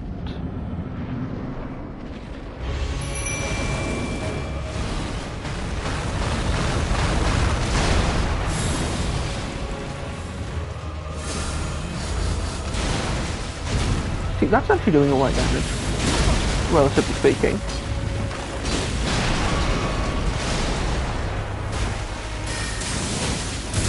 And this entire area is full of water, so lightning's probably going to be good.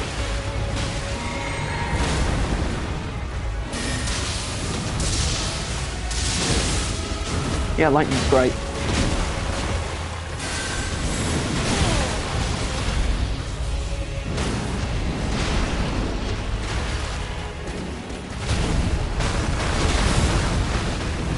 Yeah, the water on the ground's probably not helping my fire damage, is it?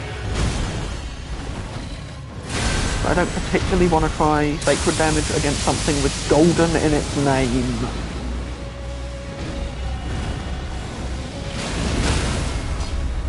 There we go, that's better. Did I just interrupt its goddamn phase transition?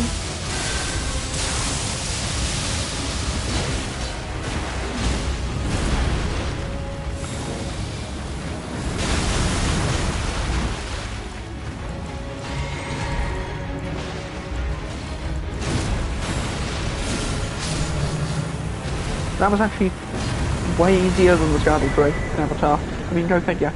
And we got a new aspect of the Crucible and 2 Stardew Tree fragments. Our blessing has been improved.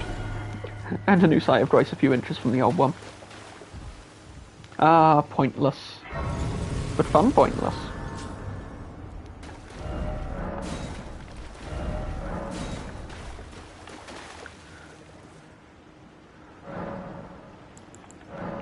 Okay, get another Stardew Tree blessing to give us a little more power in this realm of shadows in which we dwell. Let's try memorizing a new spell. Where are you? Create a mass of bristling thorns on your back to scour the area.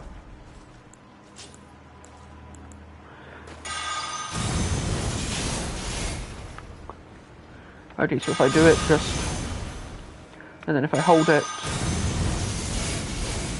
Okay, so that's potentially really good against large enemies or AoEs, or groups of enemies.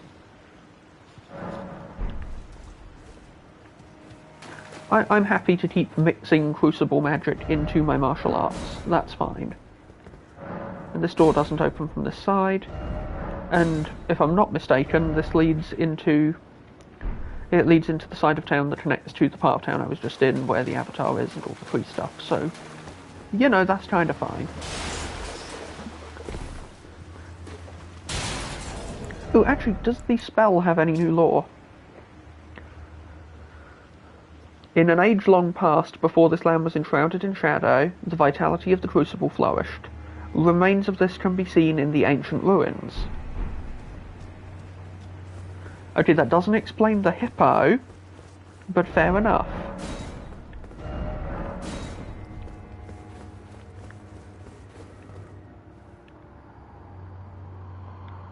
We have not been abandoned. Mesmer is the son of Queen Merica. Her race would never abandon her own flesh and blood. Yeah, no, I think she did, man. I'm sorry.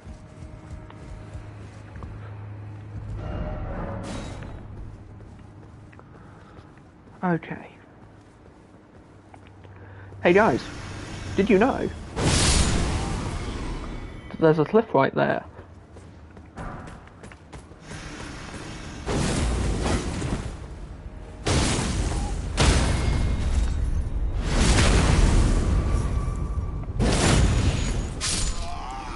I should see what kind of damage aspects of the Crucible Thorns does. I need to stop calling it Crucible Horns when it's Thorns. I mean, for single target damage that's pretty mad, but if that's hitting in an area...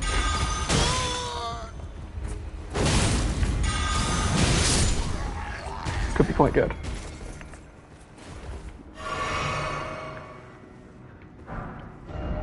And there's a few new Crucible spells, so...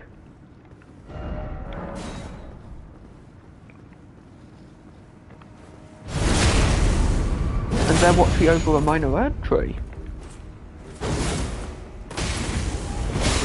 And yet we know, based on the way that church at the bottom was, that the Stardew Tree is somehow connected to this place too. Well, aside from this being the literal foot of the way, is the Stardew Tree a corrupted, like an Erdtree that was affected by the Land of Shadow? Like it soaked up all the shadowy goodness from the roots? Because that sounds feasible and fun.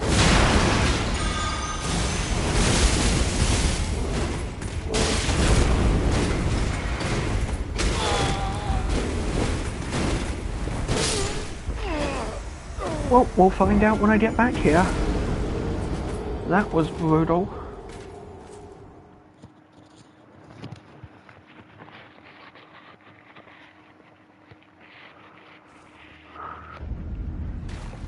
I wonder if anything in particular changed as a result of me draining the water before fighting the hippo. Because I know this isn't Dark Souls 2, but you remember how in Dark Souls 2 sometimes you could change how bosses worked by fighting them after doing certain stuff. You were rewarded for exploring the level with ways to make to alter the way the boss behaved. often in ways that would make it a bit easier. Not always, though. Kind of imagining it as being like Flexile Sentry, except you can see except instead the water's already at max height and you have to drain it elsewhere in the level before you can do the fight that way.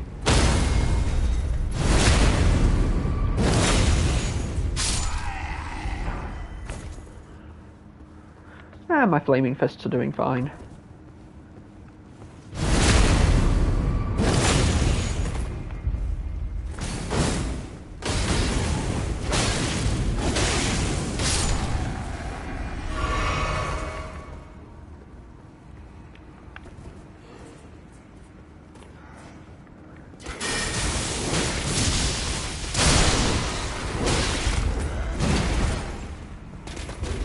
There we go. How do I get turned around like that? That's just silly on my part.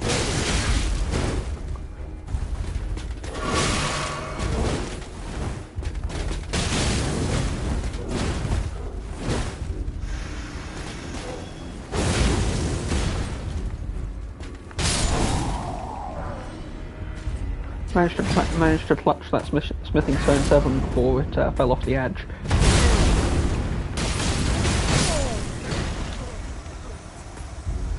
Kinda miffed that I let that kill me after taking out a goddamn Black Knight.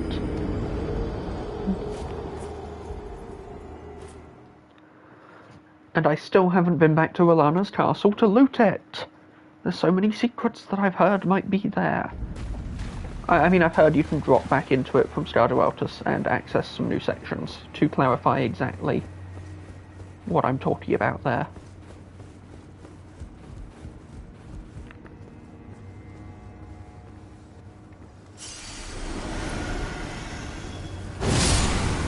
Which technically means you can access a lot of that stuff without fighting R'Larna, because you don't need to beat R'Larna to enter Stardew Altus and thus drop into those areas.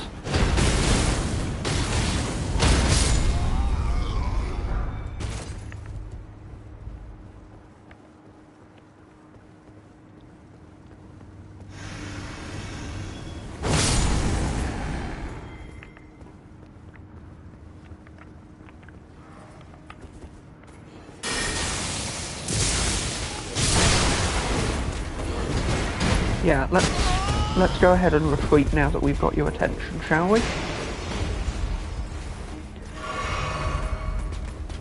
Good old Crucible Horns.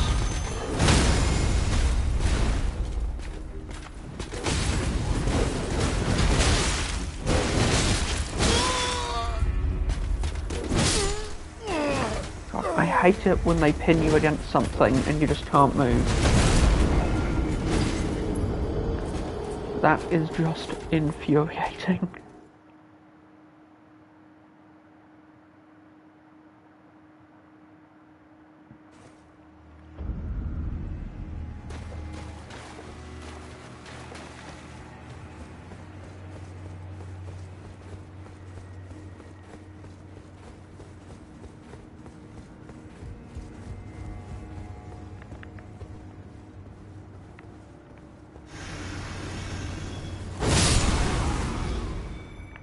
That is eternally satisfying.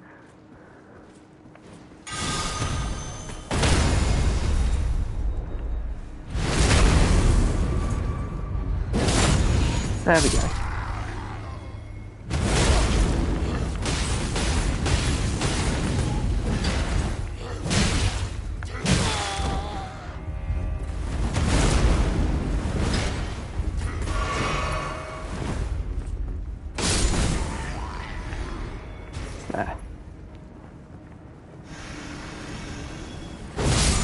That is such a good backstab combo opener.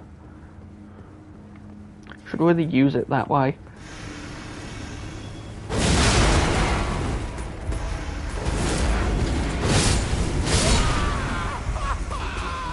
Well, it didn't stop me from dying, but it was cool. I need to remember about the third guy, maybe take them out first.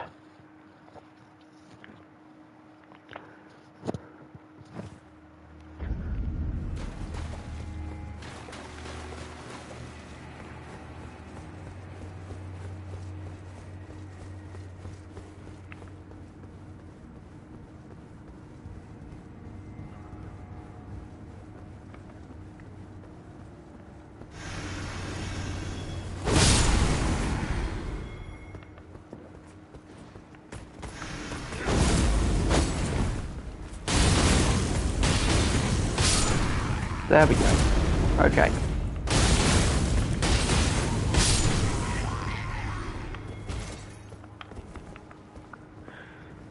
Then I come up here, blast you,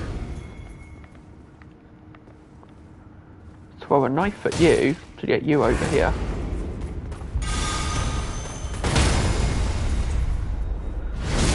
Do a nice little shoulder barge split combo.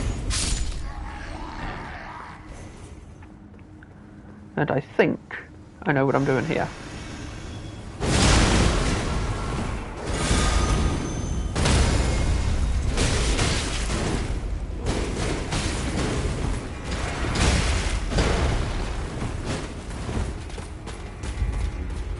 Because now all I need to do is drink.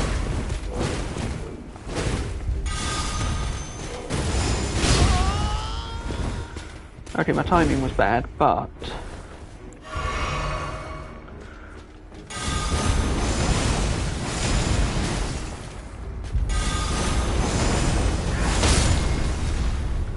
do a nice little double tail sweep into that. It's a shame Crucible Thorns hasn't been very useful yet. It definitely has situations where it will be useful. It feels like it feels like something where maybe you could do like a little spin under a big dragon and tear through its health bar, perhaps. A normal minor Erdtree that is just sitting here. Talisman of Lord's Bestowal.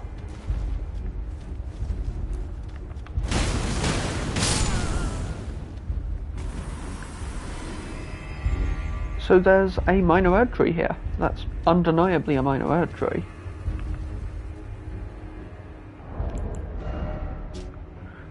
A talisman depicting Godfrey, the first Elden Lord, receiving the precious sap. Increases your poise after using a flask of tears. The Lord accepted the sap stoically, without any sign of wavering. No wonder the Lord of the Erdtree casts a long shadow over the lands. So this gives you poise whenever you heal or use an FP flask. Be wary of left and then time for a strong foe. I think I'd rather fight the knight here first.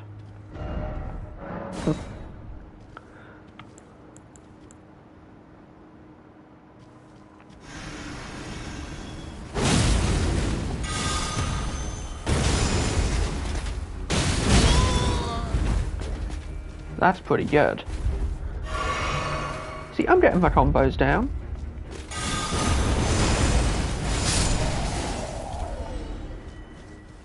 Mixing magic with melee is not easy, but it is fun and satisfying.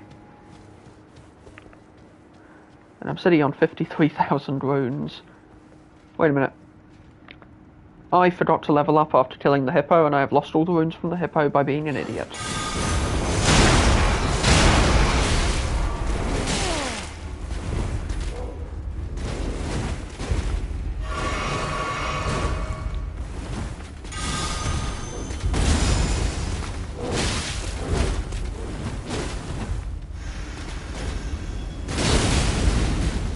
Nice try, but I saw you coming.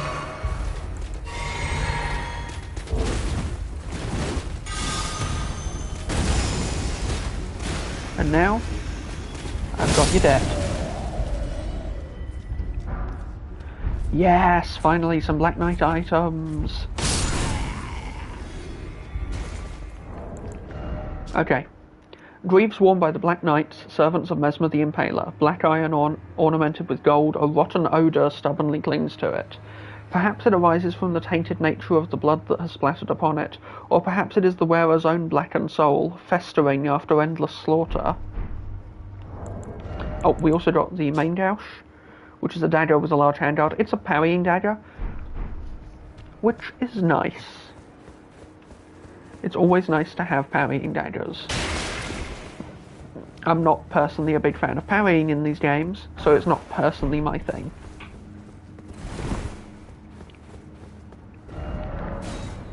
Doesn't mean I won't look into it, if I ever end up doing that sort of build.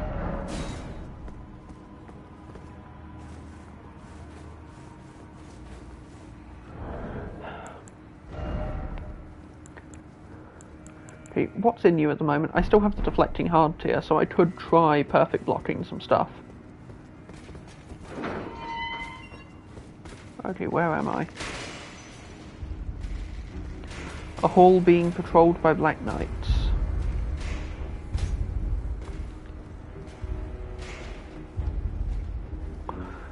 I don't like dealing with archers in this game, not in that in this situation at the very least.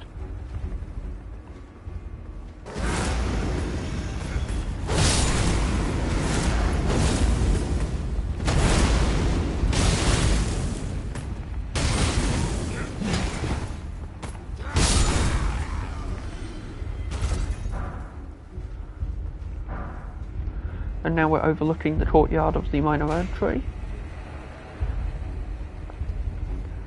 So this is just backtracking to where Blake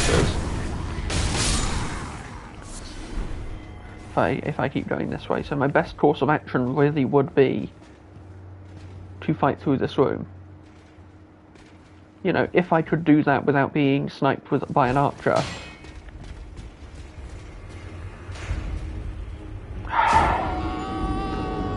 I am angry with myself, because that was fucking stupid. Like, that wasn't a difficult situation to set up. Like, I could have handled that. I just didn't. I screwed up.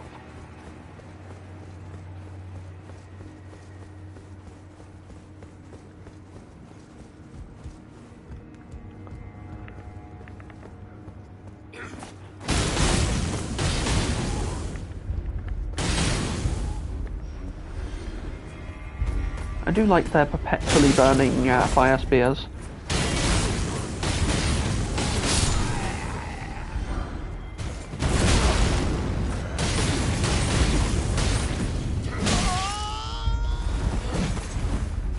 Gosh, the Black Keep does not like us.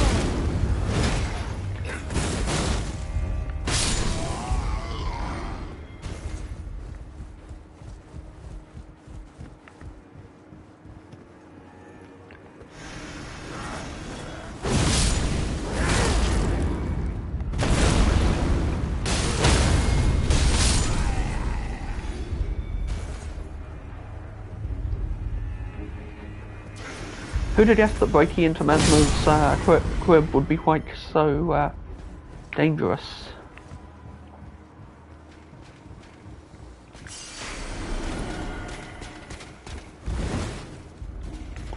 Let's not fall off this time, let's be careful.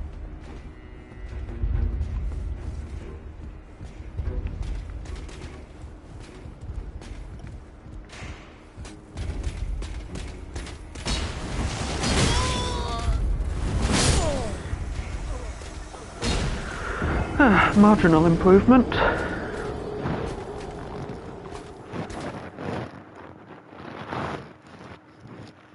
And you know, any improvement is good. I think we give that one more shot to get our runes back in the process. And then visit Willana's castle again, grab the loot, call it a night.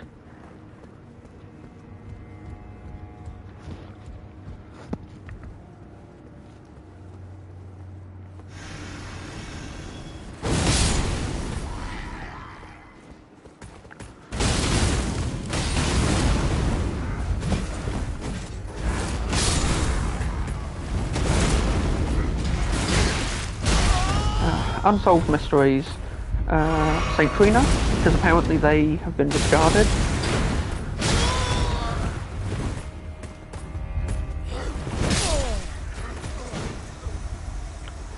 Where runes go when you fail to collect them and die in the process. And Radahn's promise to Mikola. What kind of oath is that? What does it involve? You know. So the Shadow Keep's neat. I am not in any way prepared to explore the rest of it just yet. I feel like if we get to this area here, we'll be able to branch off and get to these upper areas over here, which should be interesting. Anyway, we're going to go to High Road Cross, talk to Needle Knight later and see what she's up to at the moment. Because I'd really rather she not kill our friend the Horn Scent. I will follow the Horn Scent. To have his revenge on Sir Mesmer, there is only one place he will go. The Black Keep.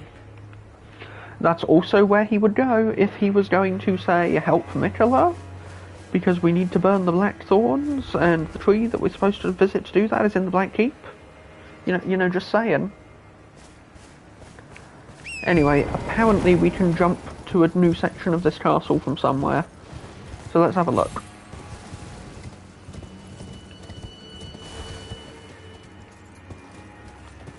Okay, so first we should probably get down to that watery bed.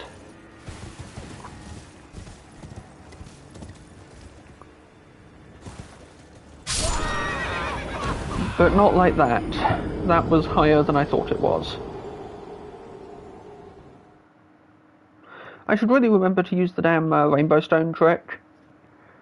You know, gauge falls, see if I'm going to die by landing somewhere stupid.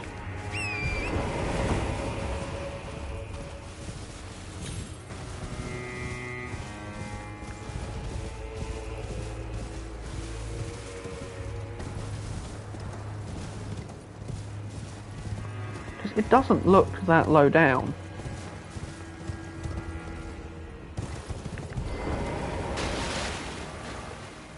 A headless giant, eh?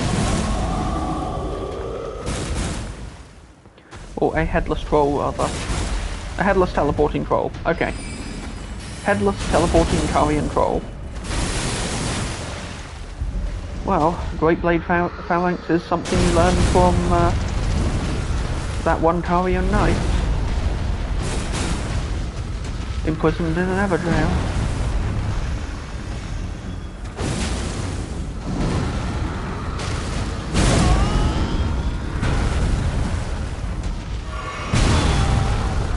I need to heal, and I need to do it carefully.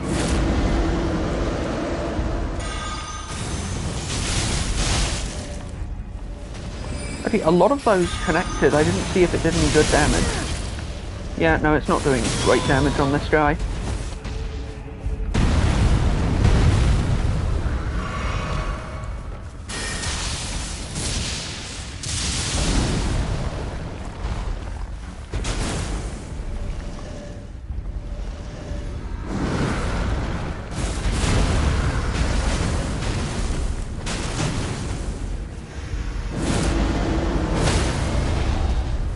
There we go.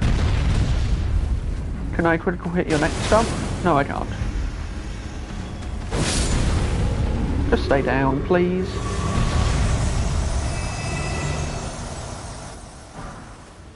Smithing Stone 8.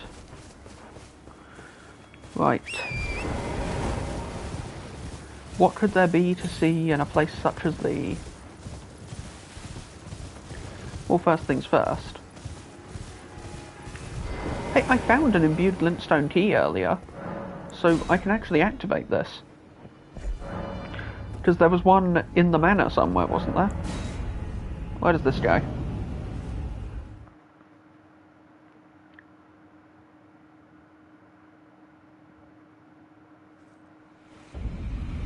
The ancient ruins of Rao. Oh, that's a good find. I don't think it's what I was looking for, but my gosh, that's a good find. So we now have a portal that brings us up here to these beautiful, terrifying ruins.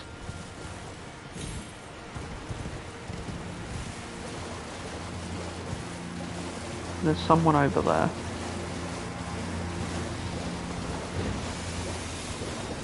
Oh, so this is another Horn Scent territory.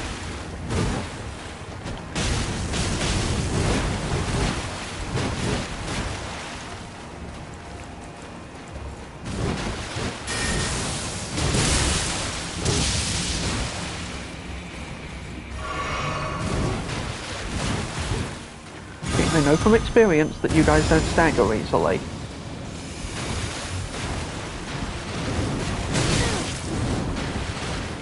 do love that you've got like a whole Valkyrie thing going though, that's pretty cool.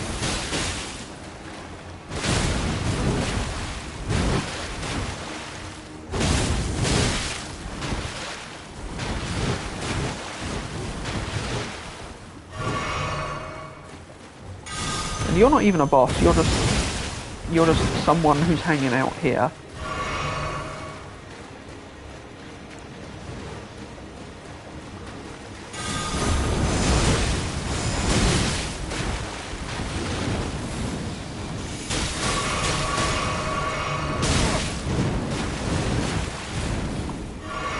I'm so glad I healed through that.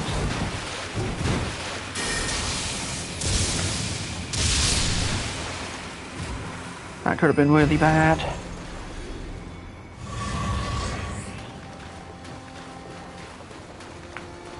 Those guys are super strong. I mean, all of the Bighorn scents are just really strong.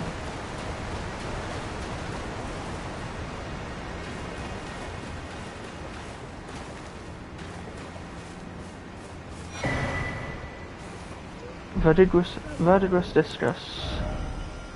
Raises defense with higher equipment load. Raises defense with higher equipment load. Great weight makes for great strength. The strength to protect others. So it's like a defensive ultra talisman version of the Blue Dancer charm. So instead of light weights, you want to be going for the heaviest weights. And you know what they say, you gotta lift the big weights if you want to get strong. Nobody says that. My point is, that's a cool talisman idea. And it's like, oh, the more weight you're carrying, the better that's gonna get.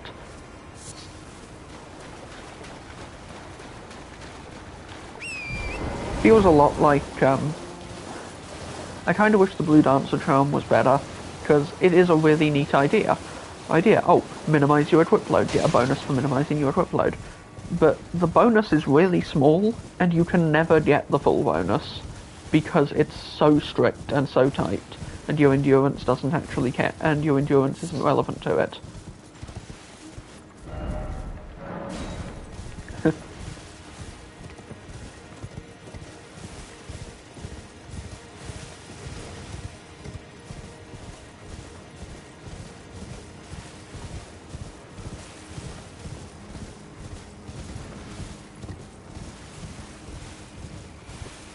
Not sure if I can get to the other island from here.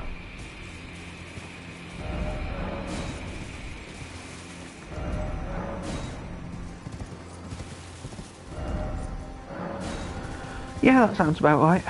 Okay, but the fact is that we're up here now, and that alone is a pretty impressive improvement over not knowing where the hell this place was.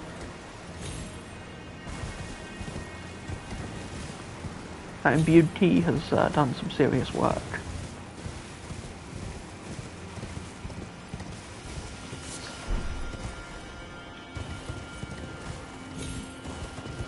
Just being mindful of the time, because this has been quite a long stream already. But,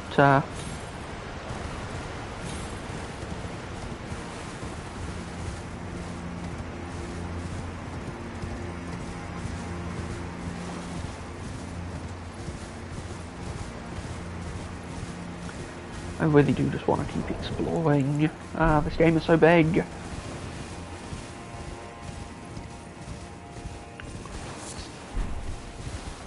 Huh. Good to see the wildlife's doing okay.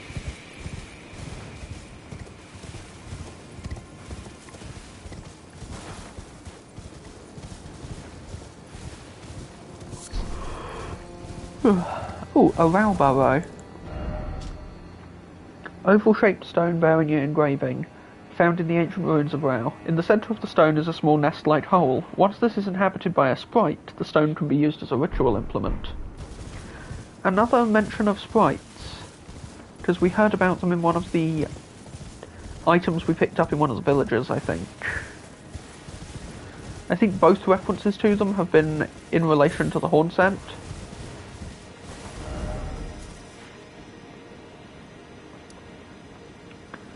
Another nameless mausoleum. Okay. We're going to go back to the High Road Cross and we're going to keep exploring, because that wasn't what we were looking for, but it was awesome. And that new item has the potential to be really good.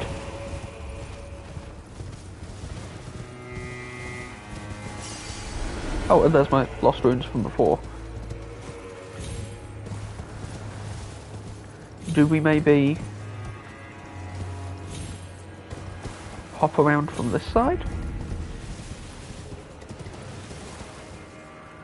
Oh, this feels promising.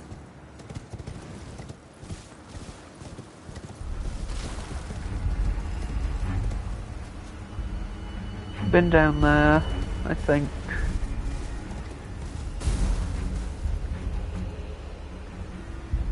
That's too big of a drop.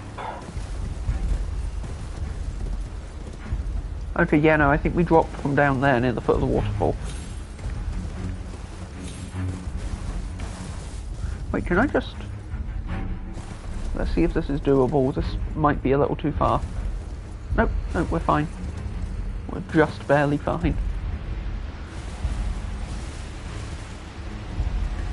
And then we can drop onto this rooftop. Puts us back inside the castle again. And then we can drop down there, but...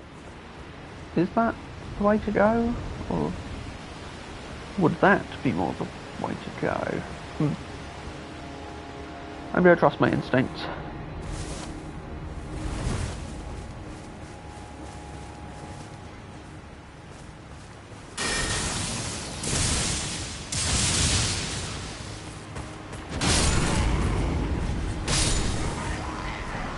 Okay, I'm now back at the Rolana run, so this wasn't the right place to drop at all.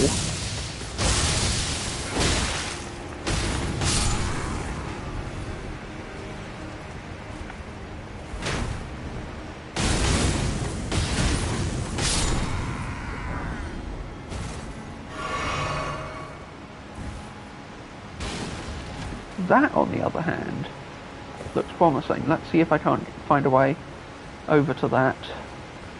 So all I'd really need to do is get onto this. Yeah, get onto this, and then I can jump across. Not like that. Also, I recognise that place now. I've already been there.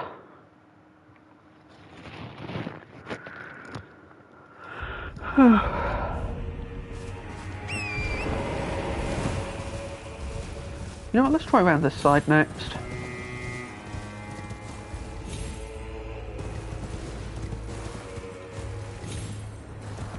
Okay, there's a lobster down there. And then over here, there's nothing. So it must be something to do with the area by the waterfall. Feel like I'm just barely missing the right spot to do this. At least the ghost giant doesn't respawn. Headless ghost troll. Because that would be bad. If that respawned, we'd be in a lot of trouble. As it stands, though, I think we're good. Gonna just keep heading back towards Karia Manor. Not Karia... I want to call it Karia Manor because it looks like Karia Manor, but it isn't. The only thing it has in common is the fact that there are Karians here. But what we're actually trying to do is reach a section of it that you can't reach from below. So now that we've climbed up and through it, we can double back. Oh, well, there you go, that's kind of the spot. The Karian Sorcery Sword. One of the Karian royal family's glintstone swords, a smaller piercing sword with a slender blade, formerly used by the Karian knights of old before the full refinement of their sorcerous combat techniques. This armament functions as a catalyst for glintstone sorcery when executing strong attacks. It's a sword staff. We have got a sword staff. We can't use it because this is a faith build, but it's still cool. It's still cool that we have that. And then we can... Oh, I think maybe we jump this way, actually. Oh, not like that, though.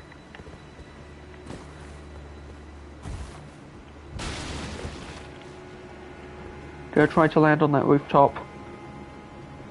Oh, there we go. And that gets us over here, where we can nab, presumably, just another Starlight Shard, yeah. But still, it was worth doing. I'd rather have it than not, when it comes to collecting stuff in this game. Okay, and there's the stake, and that's back sort of the way we came, basically. That's how we got in here, was through that bit down there. So, what to do? What to do indeed.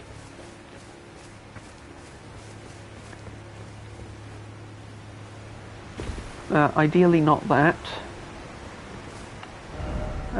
I think we can get to... because we've just been up here. No, we've just been down this side here. So I think we then go down this part of the waterfall, see if we can get to this bit. I think someone told me there's a race in that direction a while ago, so... might be worth actually looking into that, instead of riding around in circles.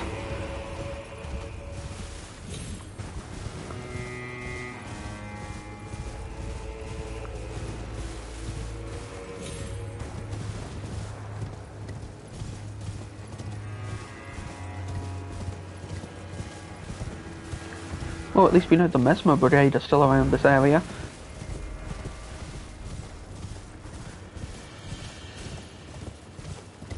Yep, there's the race.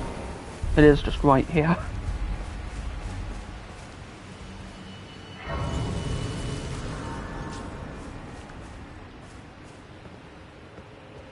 Okay, and then down there is a fort. Is there a way down to that fort? Oh, there is.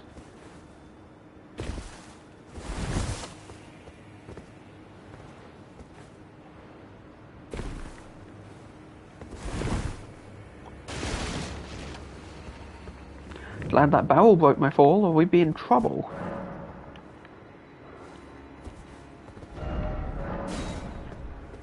Required is a strong word, but I don't have my ranged incantations right now.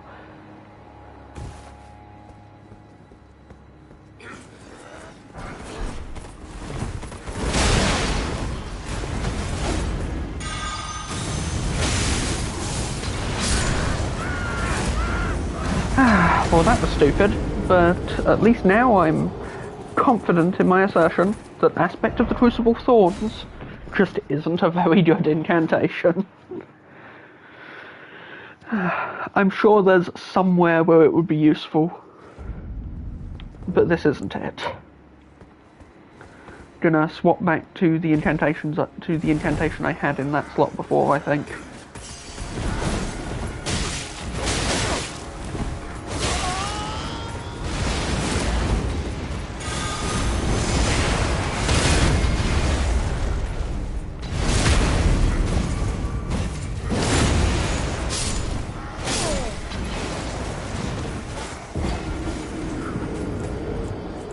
Yeah, this is going to be a little tricky.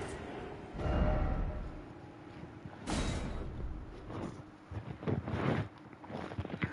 think my best strategy here is still kinda charging in, but charging in with a little more strategy.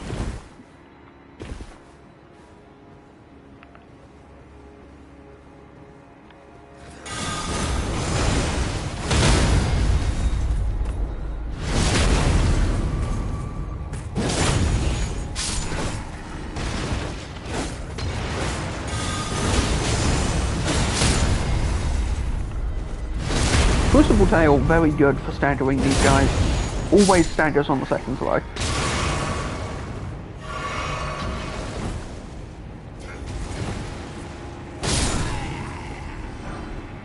On this second spin, rather.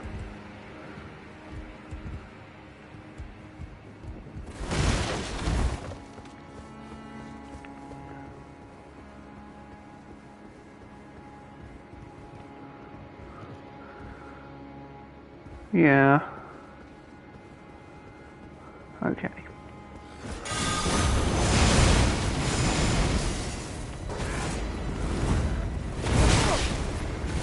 Their stomp is really good at catching you if you roll away from them at the wrong time.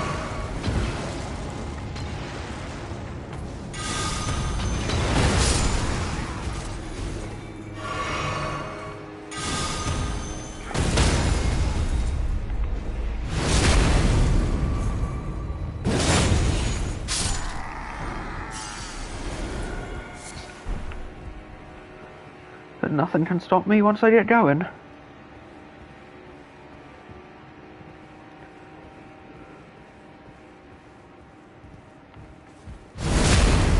Oh, I know where we are now.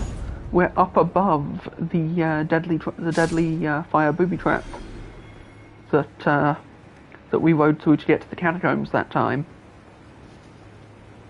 Same catacombs we got our current spirit ash in, actually.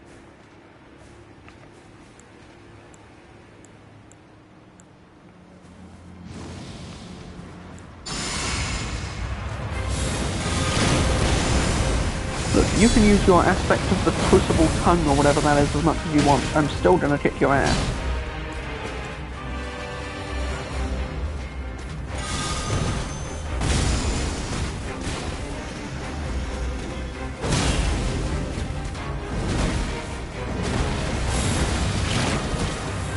That's really gross looking. Makes a really nasty slurping sound too. Oh, and it rips you towards them.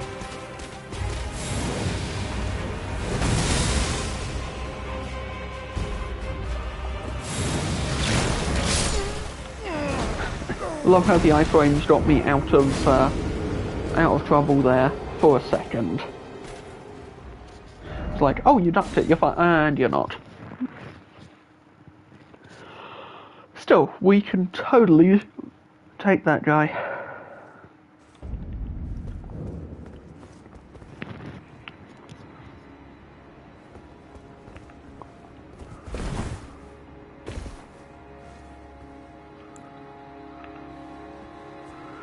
Do wish I could swap around some of my spells though.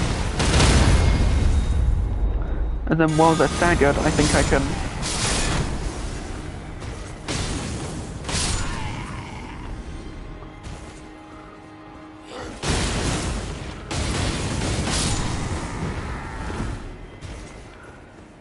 Oh, the other guy didn't even get up. It's kind of depressing, really. Oh right, my fists are on fire, I shouldn't have done that. That was dumb.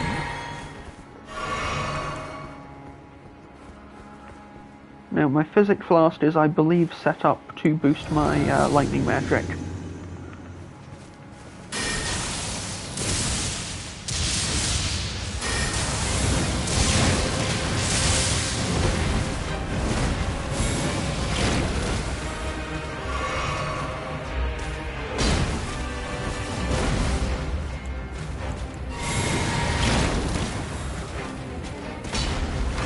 You know what? I have the perfect spirit ash to deal with this guy.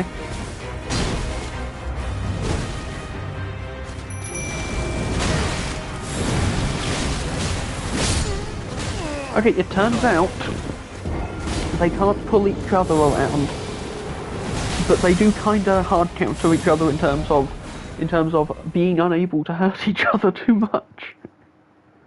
And I think mine might be stronger because I've got the spirit ash maxed out as well. At least defensively it seems stronger.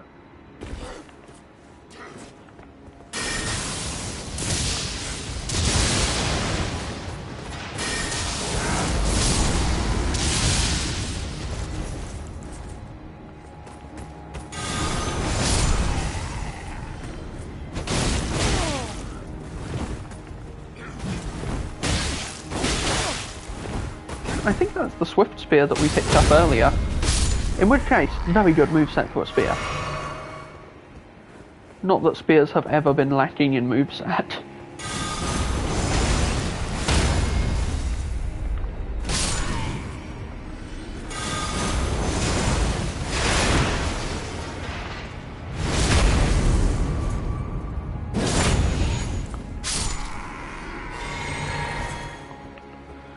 Now I take this guy off the ledge so that my spirit doesn't get distracted. Summon before the fight this time.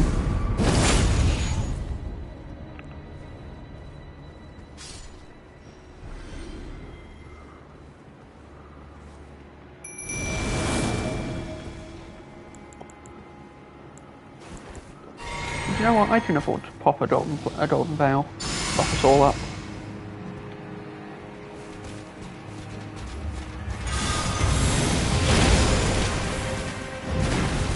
These guys definitely deserve the Crucible Knights theme music, and I think the reason they share it is probably because they are connected to the Crucible in the same sort of way.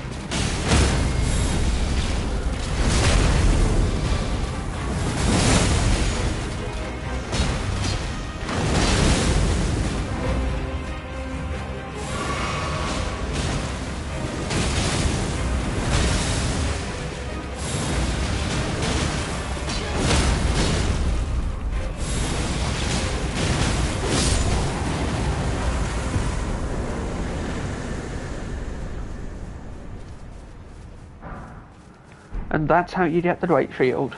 Sweet. And it was Guardian Smithing Stone 7. Not terrible. Interesting that it's a boss without a fog gate or an arena. I mean, I know those exist in the world, but kind of weird for them to be that way with what is essentially a mini dungeon, like a fort. Trying to think if they did that in the base game anywhere.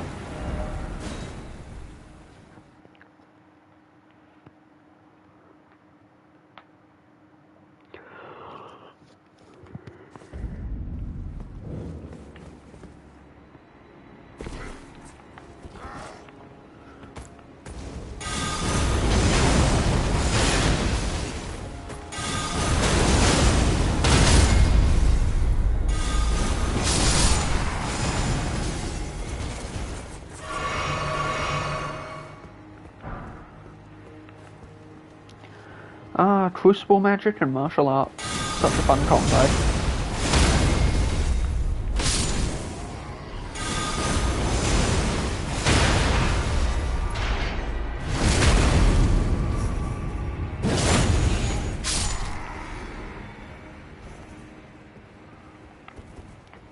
I still want to find more new spells though.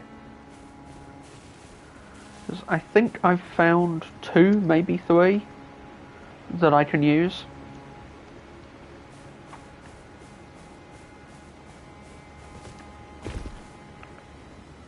And that just feels kind of bad.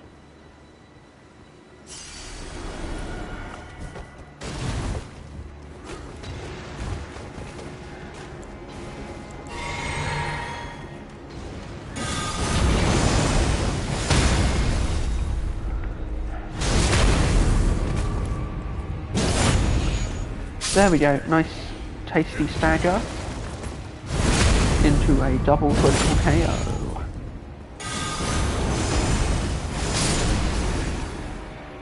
I talk a lot of bullshit when I'm tired, I'm sorry.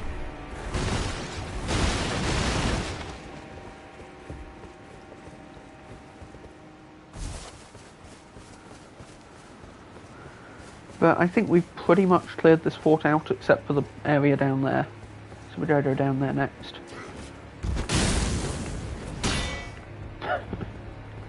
He blocked that, but it wasn't enough to save him.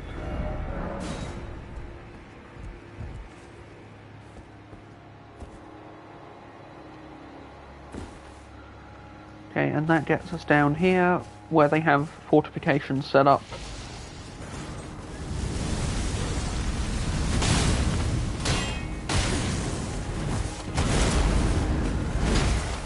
I'm sorry, but if you're going to use Crucible magic on me, I think you don't know who you're fucking with. Just Crucible magic's kind of my jam.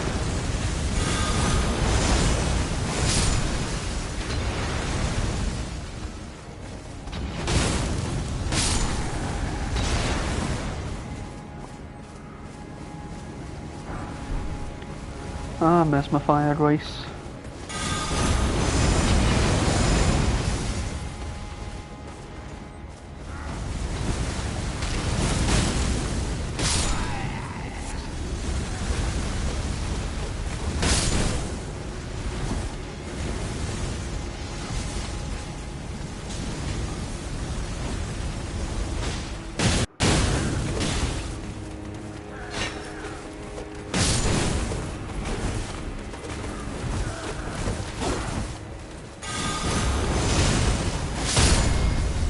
And just like that, the fight is over. Well, there's that guy still, but he's currently shooting crossbow bolts into a goddamn barricade, so I don't think we have to worry about him just yet.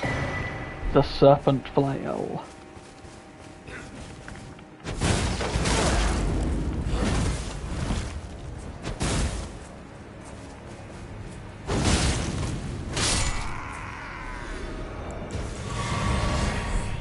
Let's have a look. A flail with coiled snakes for bludgeoning heads. Fire roars within the snakes' bodies, inflicting horrible burns. Some of Mesmer's army used these flails to burn Hornsent, to brand them with agony and fear. And it has the unique skill Flare Serpent, which ignites a flame inside the snakes that empowers flame attacks, and once ignited, strong attacks and anything else that strikes the ground will cause an explosion. And that is a Dex Faith weapon. So it's actually something this build can make use of if we want. We can swap to that from time to time if we want to mix things up. And honestly, I don't really use flails in these games, but I think I'd like to. I haven't really given them a fair shot before. And I think if there was going to be a good time for it, it'd be now. So before we do that, I'm going to chart a course and head over to the Church District entrance. And before we do anything too crazy, we're going to have a little look around there. Oh, also, I think I have a level up waiting. Feel like I must... Iris of Occultation! How did I get that from?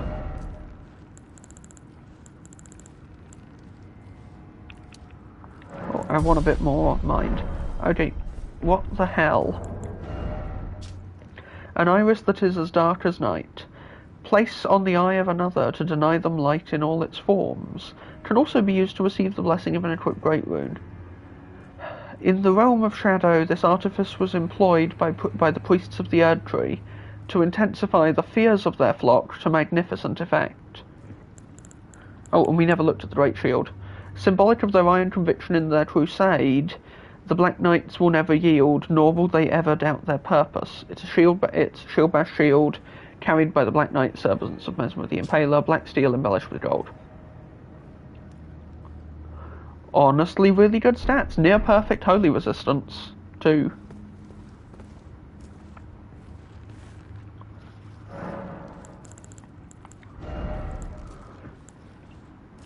I still haven't really tried out the deflecting tier, but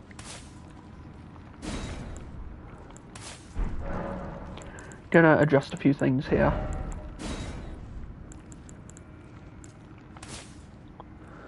Golden Arcs, which I believe is a Hornsent incantation. Incantation of the Spiral, rather. So Inquisitors of the Tower, so it's connected to that Hornsent settlement that we've been to. I think when you get to the bottom of here, you can ride Torrent. Yep.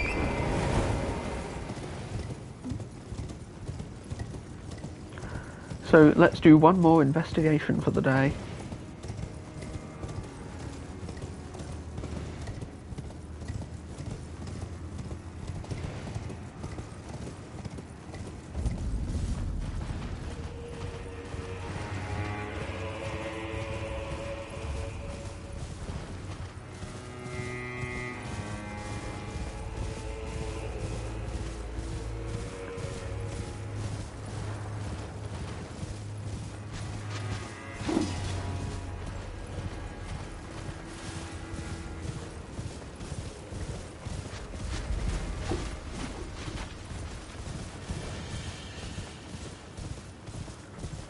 Huh. Same sort of greenery that we saw when we visited the one set of ruins in, Cathedral of Manus Metir.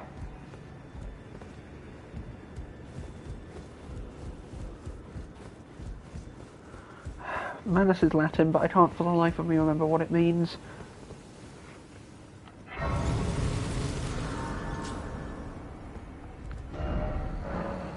It is beautiful.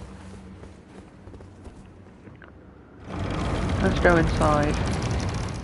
Seek an audience. See what we might find.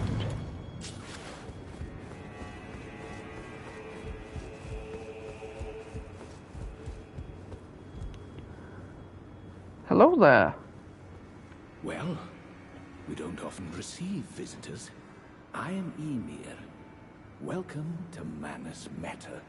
It is a pleasure to have you. In lands so forsaken as these, chance encounters are precious indeed. Seeing that we have convened here on this day, allow me to mark the occasion with a modest offering. Oh, thank you.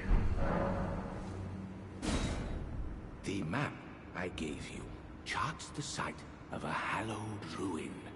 It is said that after sounding the hanging bell there, one's fate will be guided by the stars. I only wish to be of service, to help those who fight for their purpose. I'm not mistaken, am I? I can see it in your eyes. You are a fighter, are you not? You're quite right, actually. Is something the matter? I've given you a map to the hallowed ruin. Oh, I suppose you expect a lesson of me, do you? I know the feeling. Those with purpose are nothing if not ravenous for power, for truth. Oh. So you can teach glintstone sorcery? I am a glintstone sorcerer. We study the stars and examine the life therein. Are you familiar with our findings? Long ago, we began as stardust, born of a great rupture far across the skies. We too are children of the greater will. Is that not divine? Is that not sublime? And yet, none can fathom its implications. Its utter brilliance.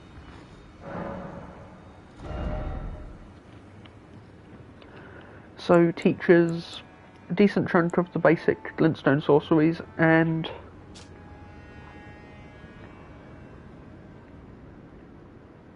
a sort of and the teleportation dash that we've seen in the study hall.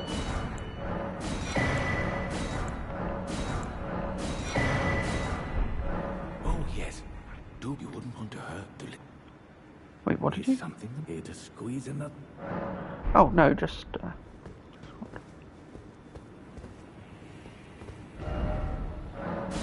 Okay. Well, thanks anyway, I guess. He said something about a little boy and I accidentally skipped the message, and I'm really sad about that, because that was probably something really interesting. It's a dust gloss over or something, it's not a ghost.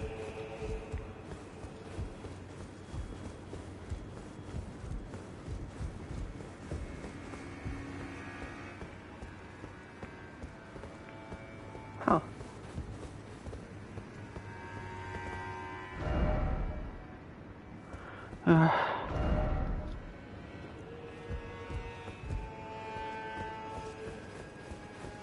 And then a graveyard out here. Okay. If it's a dead end, I'll at least explore it out of curiosity.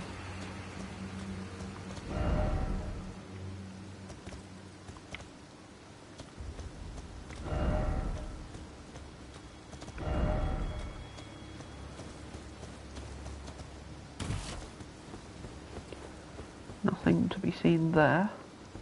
Oh, if I hop over here and out the back,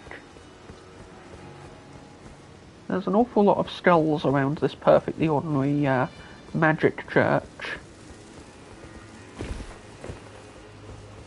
Well,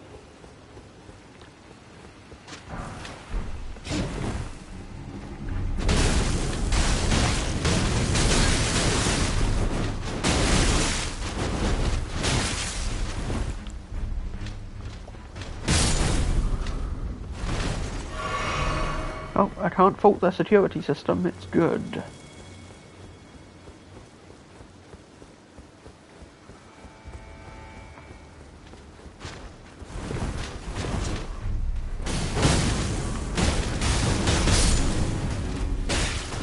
It's a shame it's so obsessed with killing me.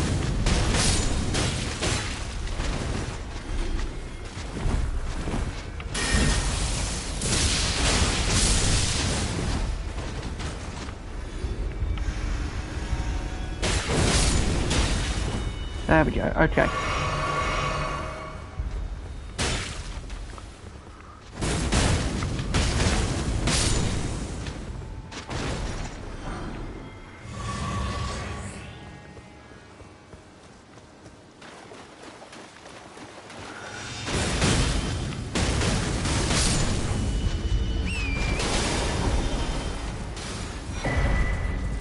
Another Great Potentate's cookbook. That alone is worth it. I'm gonna hope that that's like a magic pot, like a royal magic pot item. That would make sense. Some starlight shards from that basin. Will there be another use for starlight shards in the DLC, or is it still just trade to Solovis or use for FP regen? Because I am okay with it just being that, but... Huh.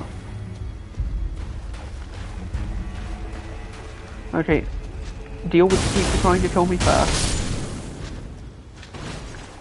But I want to know what's going on here. Oh! Just straight up allowing me to duplicate remembrances. Ah, remembrance hewn into the Erdtree.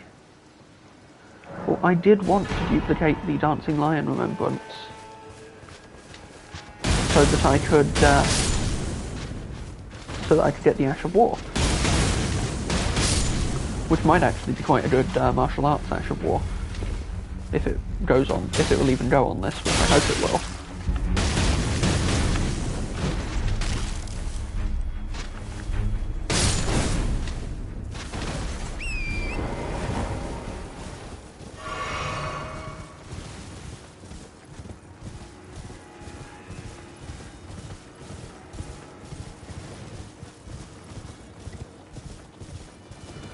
There was just way too much to see here.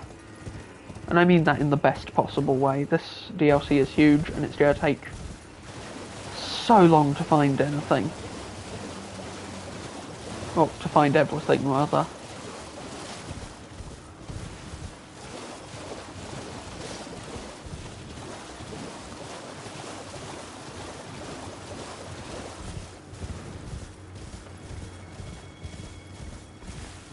That's the glintstone rise over there, yeah. And then if we wrap back around this way... Whoop, let's not do that. 'Tis a silly idea.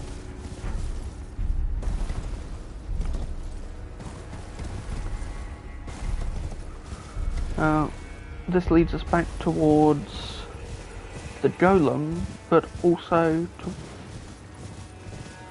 For some reason I thought there was a third building in this area, but I could be completely wrong.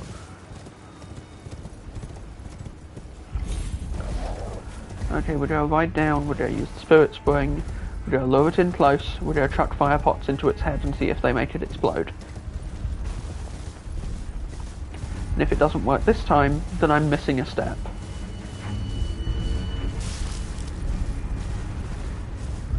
Oh, and this one's legs are reinforced, so you probably couldn't stagger it so easily.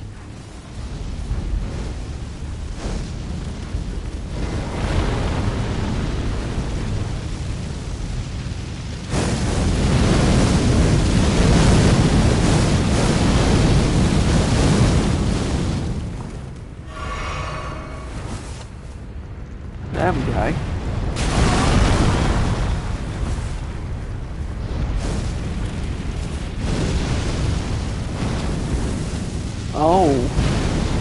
there we go, that was promising.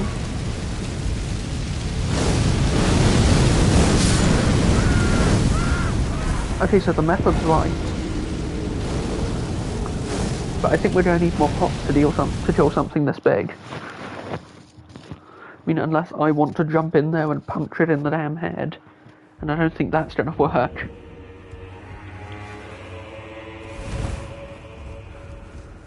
Manus Meteor. What does Meteor mean?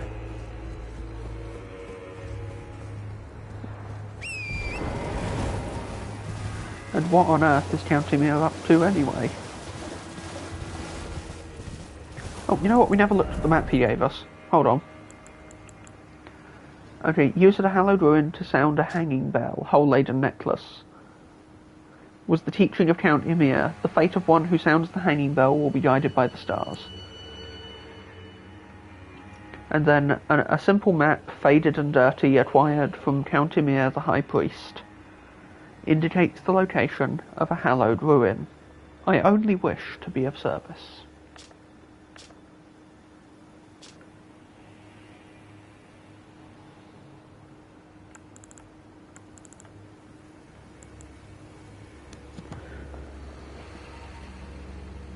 Trying to figure out where that would be.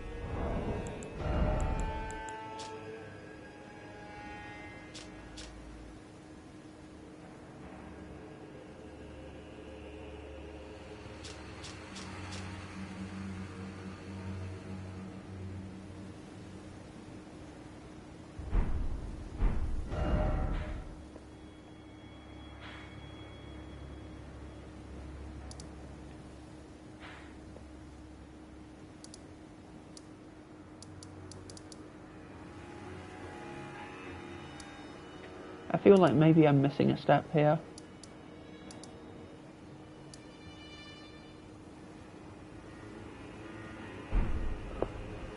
I'll look into that a bit more later. For now, what I really want to do is go back and get my runes. Maybe throw some more fire pots now that we know that works, just to see how it goes.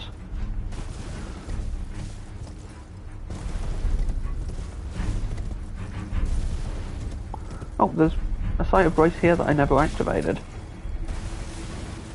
How did that even happen?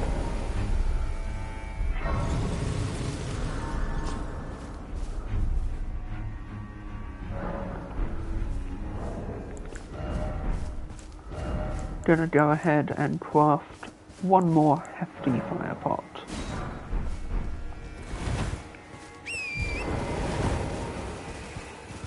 With these and some careful manoeuvring, I think we can in fact take that thing down and get a new item.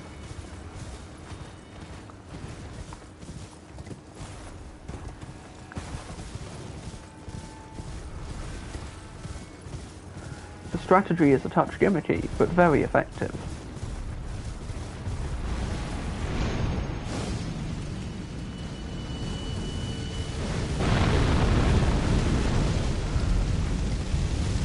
Go on, fire your seeking flames.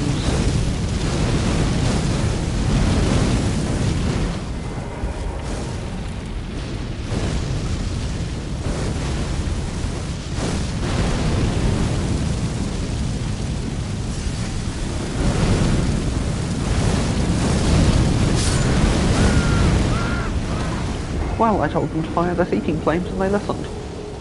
Not their fault that I couldn't handle it.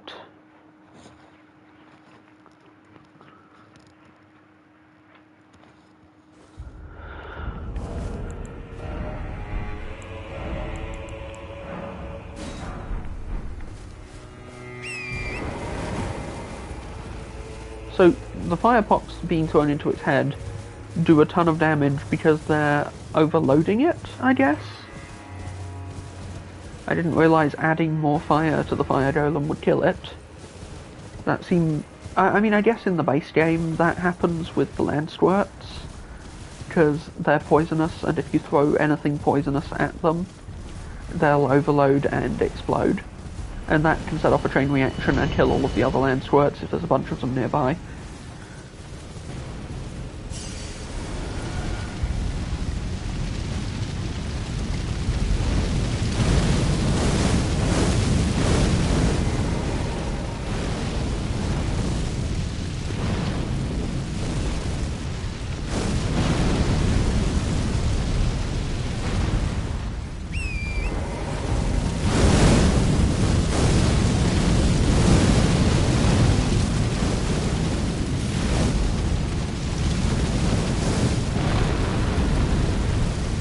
I'm seeing quite a formidable strategy here.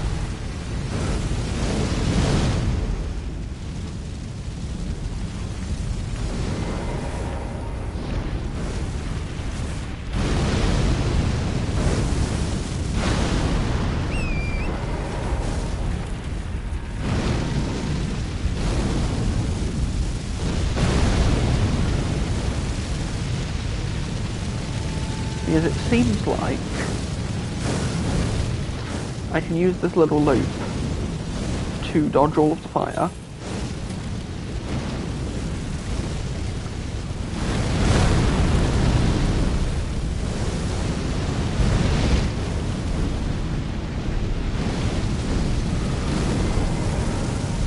And then blow the pot.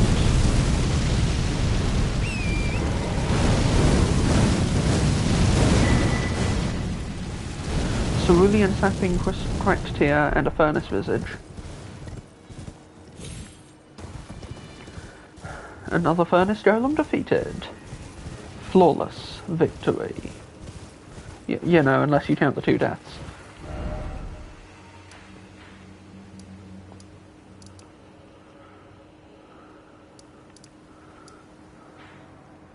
Okay, now I got completely lost last time I went down this way trying to find the, find my way back to the poison swamp mini area. Wait a minute, I think I remember how I got there the first time. Do I? No, different swamp area, okay. Okay, because I've been down there before, that's the thing. Did I wrap around from, like, up here, perhaps? No. Wait. Let's try going down there. I think that might actually be the way. If all else fails, I have always got...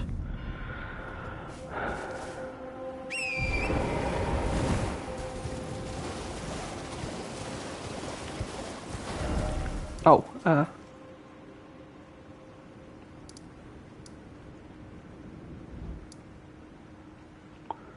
that's a river cave and not... That's under where I was trying to get to, that's why that's not helpful.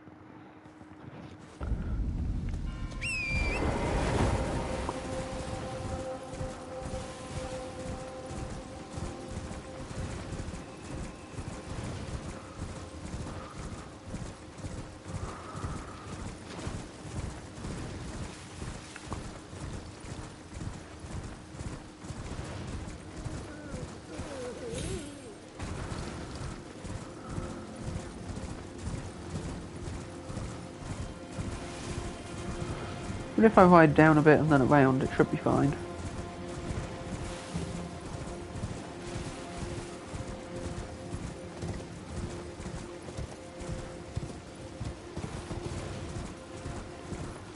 Yeah, I think I've been through this specific camp before. Yeah. Yeah, this whole place seems familiar now.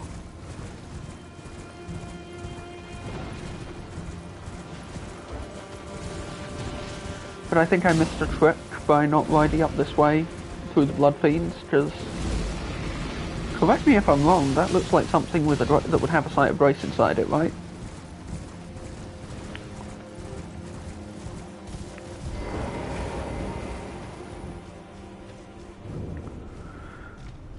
Okay, I've been here before and I'm just being a dumbass. Yeah, this is literally the Ruined Forge lava intake. I have been here. A few times.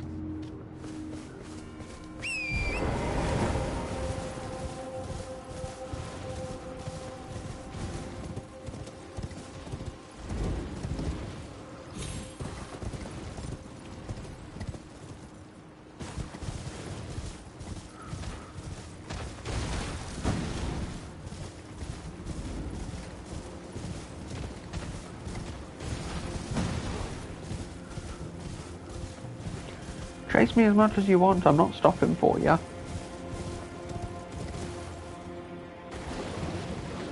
Not here in the poison swampland, certainly.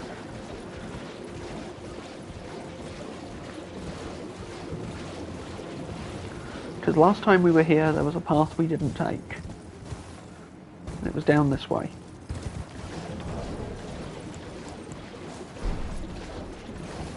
So light your lanterns, and let's ride.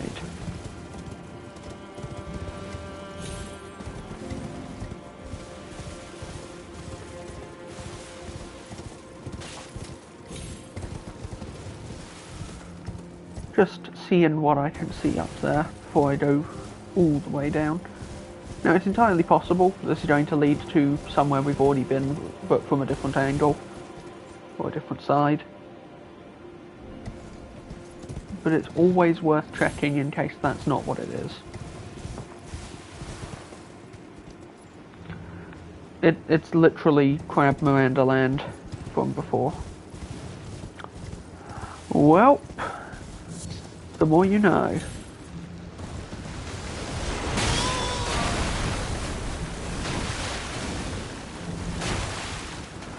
Speaking of things I know more now. Nice try, but you can't avoid my lightning when you're standing in the water.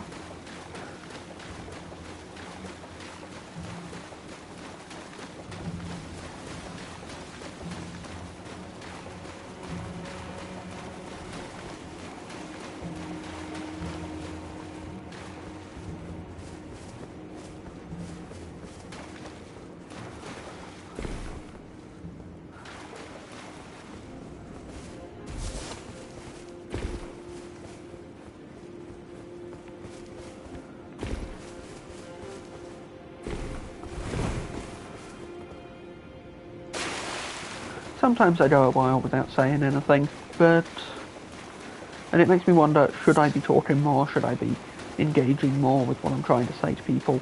And sometimes a little silence is nice. A bit of just a moment of calm before the storm is sometimes quite soothing.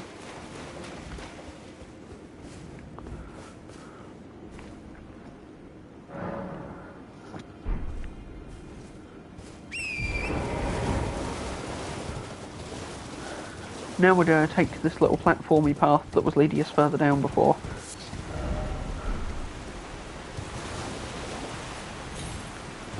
And we're going to follow it all the way this time.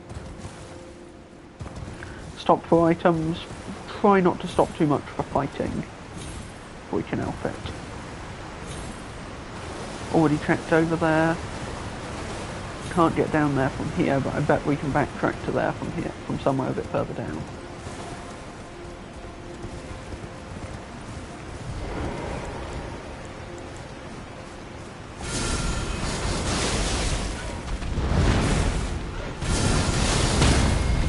There we go.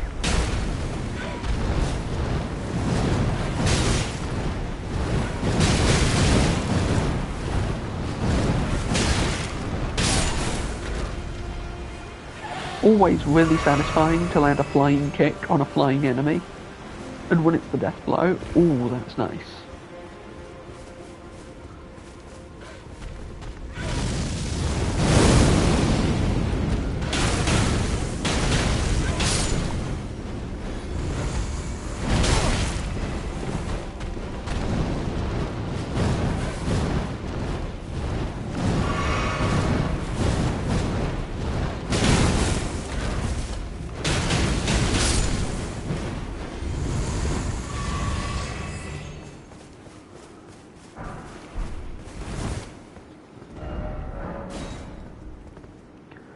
Time for Scarlet Rot.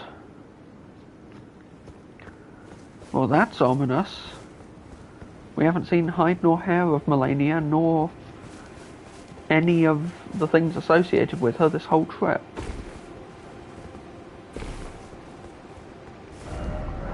Grace ahead, praise the message.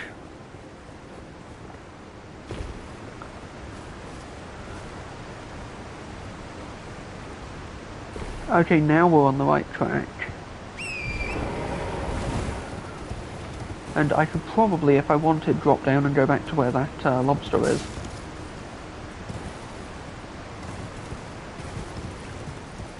But I think I'd rather get the Grace, so that I can jump back here faster next time.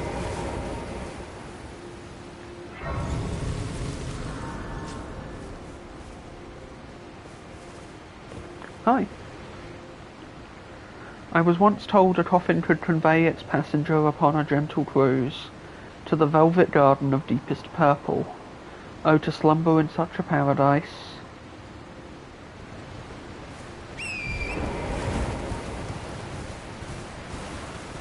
But no sign of a coffin here.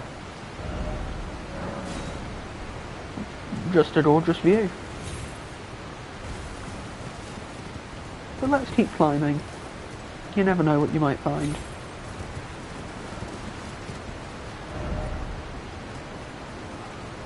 There's another furnace golem up ahead, so I'm starting to think we're heading towards another major area that we haven't visited. Could this be like It's a Dream? I mean, I guess. Didn't expect precious item, but try bow. Try bow on what? Bow required ahead. Well look, I don't have a bow, I do have some ranged abilities. Oh! Oh, they mean because of that. Okay.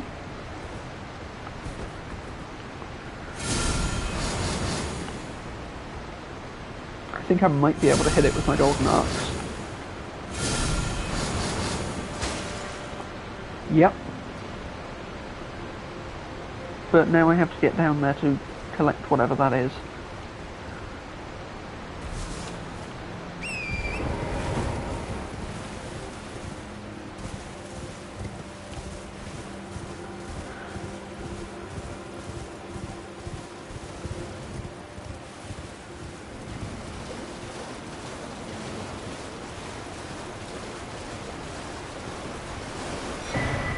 The Mushroom Seller's Bell Bearing 2. I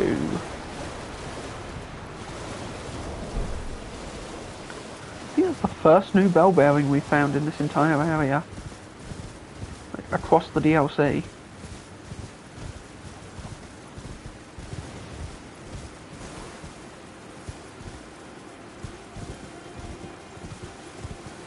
There's a big crab down there.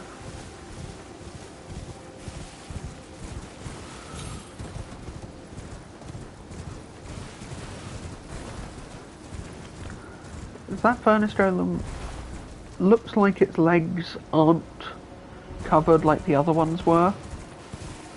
And because it's standing in water, we might actually be okay. Because water increases your fire resistance while you're in it.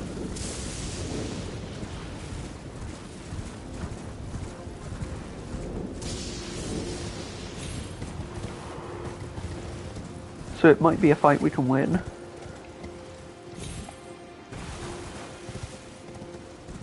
Oh, hey. Nice to meet you. Ah, the Forager Brood. Lovely fellas. Lightning-proof pickled liver. And then, this bell bearing lets you buy toxic and white flesh mushrooms. The bell bearing of a horn-scent mushroom seller who did not survive the war.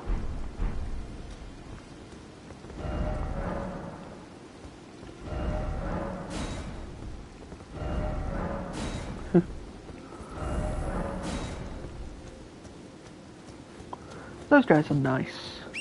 It's nice getting to meet more of the Kindred of Rot who aren't trying to kill us. Because I'd rather not fight them if I can avoid it as well.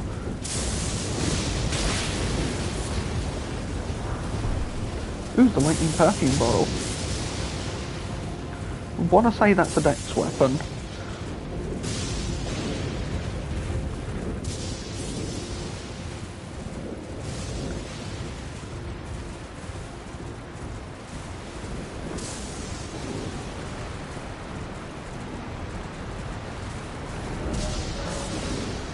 Didn't expect dragon. Oh. You know, from the right angle that does kind of look like a big skull.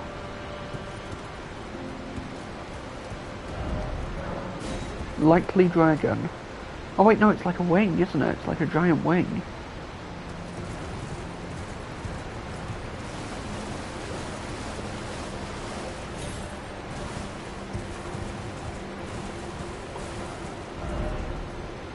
I'm just going to mark this general area as, hey, there's a golem to kill here.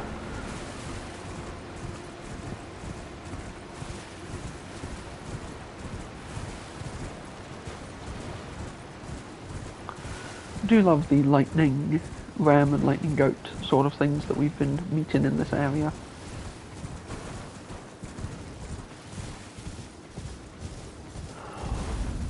The Cerulean Coast, we found a new area.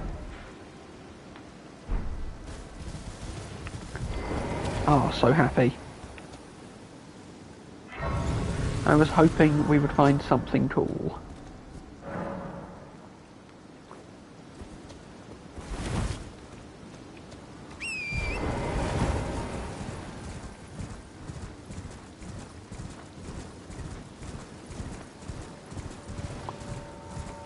And I think this area definitely qualifies.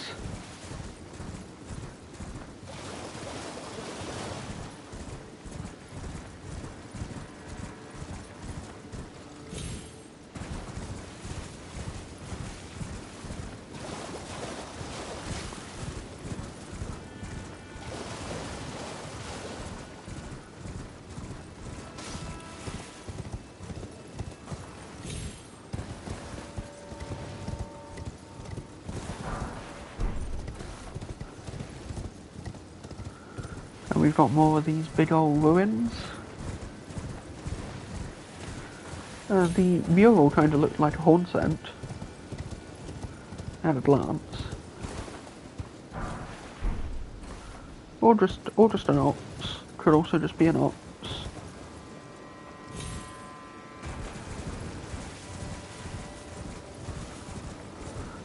Every time I've seen these spirits around, these little spirit worms around, it's led me to something I wanted to see. So I'm going to follow. So I'm going to explore around them a bit.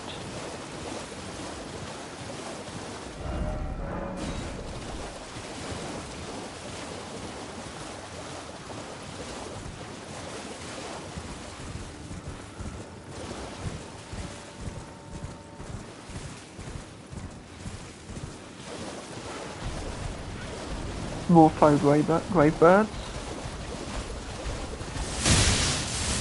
And oh great, the sentient lightning is back. That's what I thought this DLC was missing. Sentient lightning. That's an enemy type I literally forget exists every time I'm not playing the areas they're in. And I'm not sure if that's a survival mechanism. Or just showing how forgettable they are. And I'm not sure which would be worse.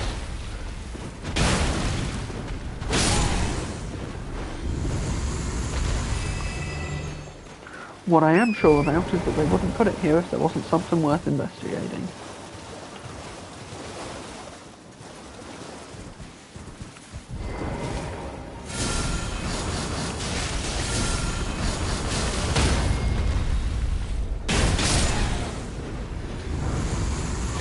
There we go. A nice bounty of smithing stones.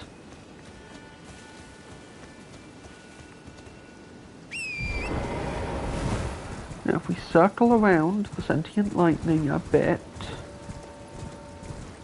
see if we can spot an item. Yeah, the guardian item. Okay, right fast. Ah, it was a Shadow Realm rune. Don't know what I expected.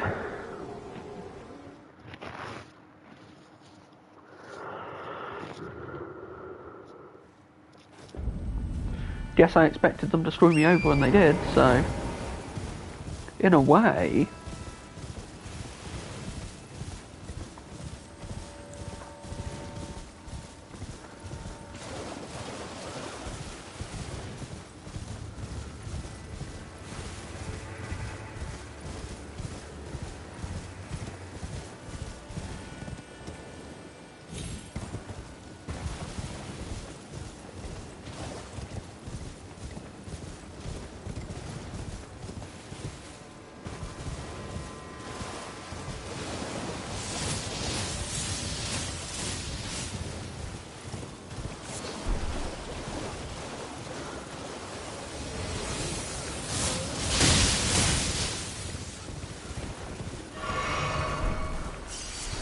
yeah, that's not worth raiding.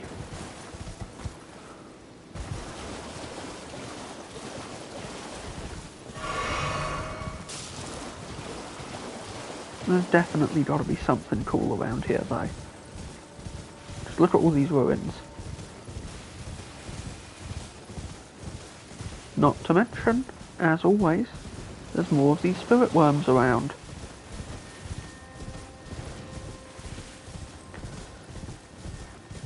Pick a direction and ride.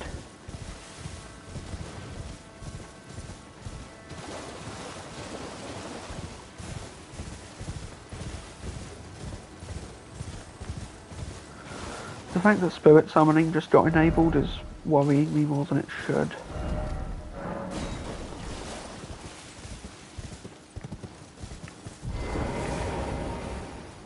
Okay.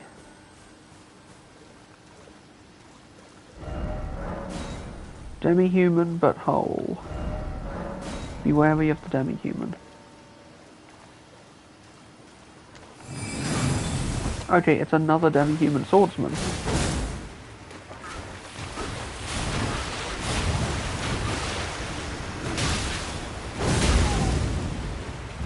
Luckily, I'm actually quite adept at fighting these guys.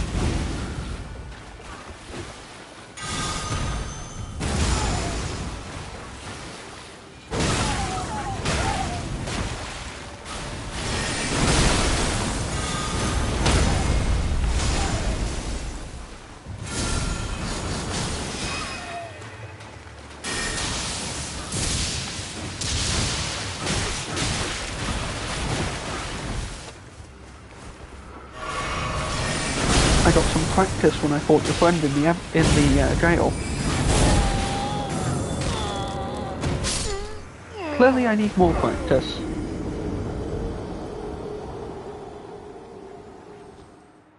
But that's technically not a boss. And that makes me wonder. What would a powerful swordsman of their stature be doing here? What would they be guarding? And why shouldn't we claim whatever they're guarding for our own?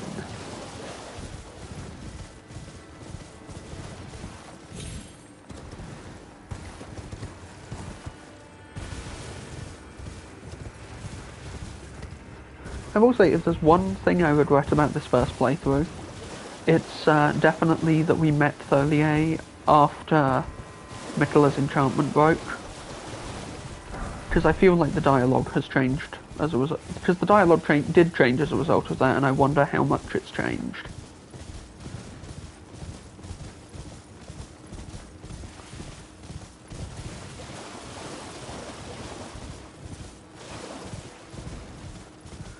At least it's not too much of a ride back. I mean, it's a bit annoying. I don't need to summon for this.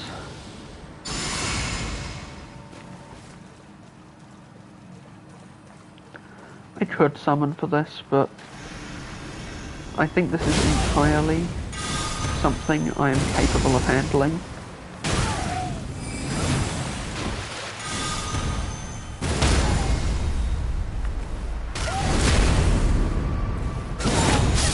as evidence, I supply how that fight went. Drop starlight shards and string. There's Guardia smithing stone 6.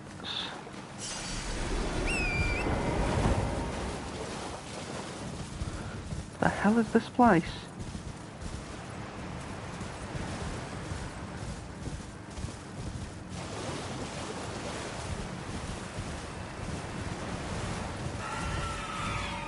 For some reason my frame rate's always a little chuggy whenever I'm near these guys.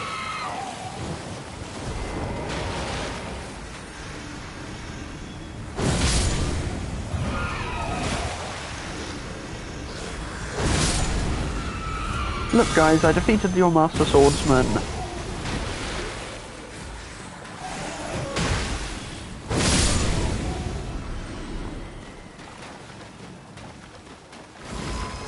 Oh. Well, that's new.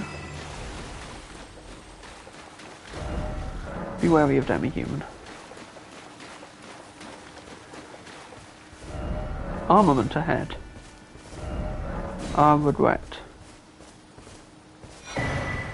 The Spirit Sword.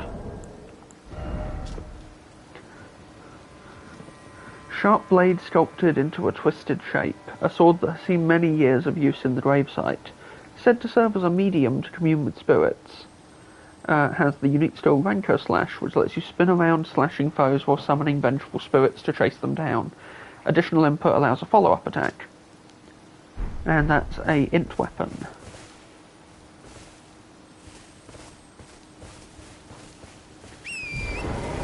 Finding lots of new stuff as we explore.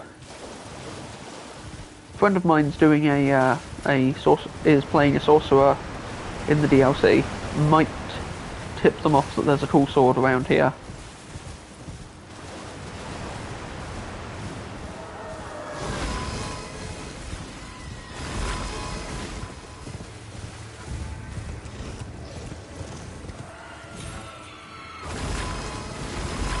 They clearly are trying to make you rush. Which makes me think there's something in this area. So I'm just going to have a little look.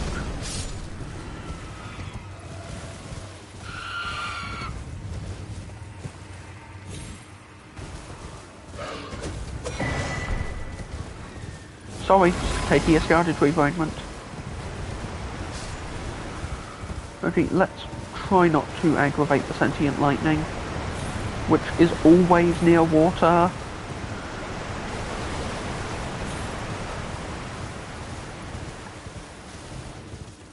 I think I'm approaching my limit on how much I can stream in one go.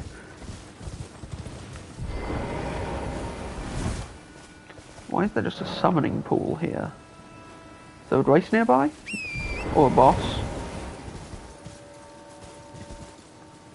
Huh. That sure is a big coffin.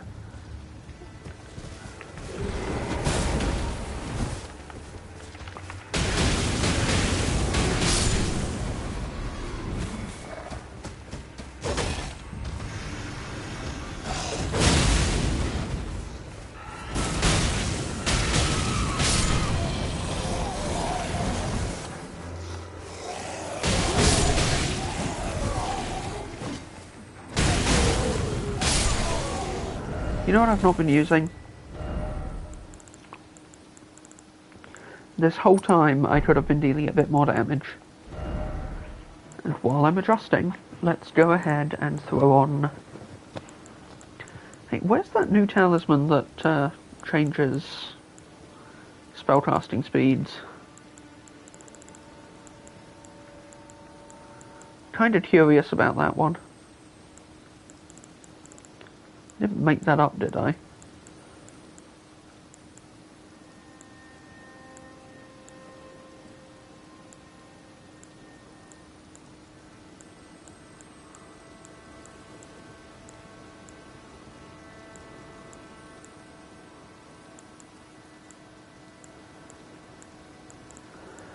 Maybe I did.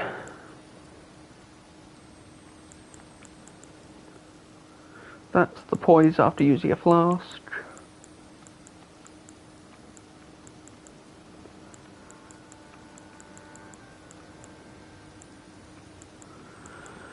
What I do want to do while I'm here is, yeah, I wanted to swap this out. I wanted to swap it for...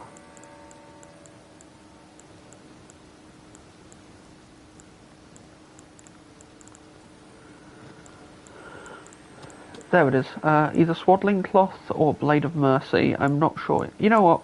Take his cameo, actually, for now.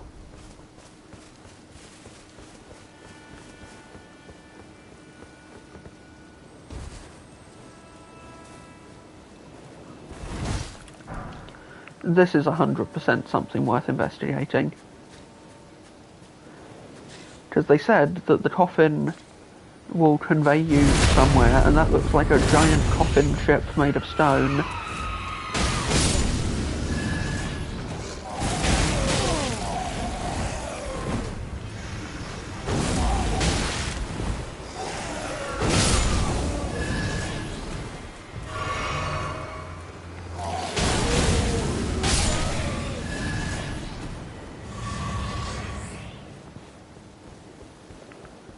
Gonna keep on powering up as we fight our way through here. Is that a demi-human queen? Yes, it is. Mariga. You know, I hear Mariga is responsible for whatever the demi-human's Erdtree would be called. Queen Mariga.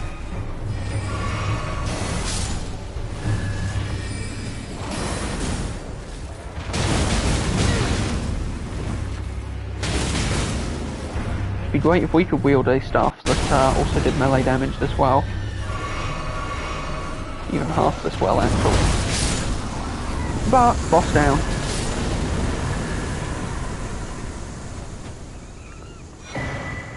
The Starline Sword! Oh, I should have stopped attacking. They don't fight after their queen is dead. That's a rule that I should have remembered. We'll take a look at the Starline Sword in just a moment, because that was mentioned in the Demi-Human Swordsman item description earlier.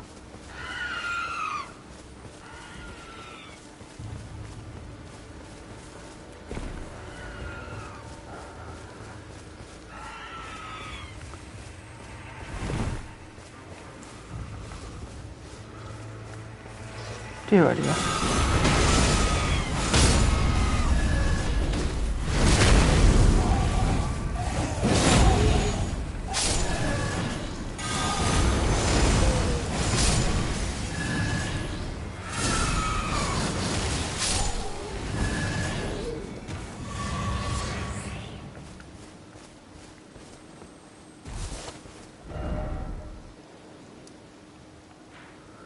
Oh, I'm... What?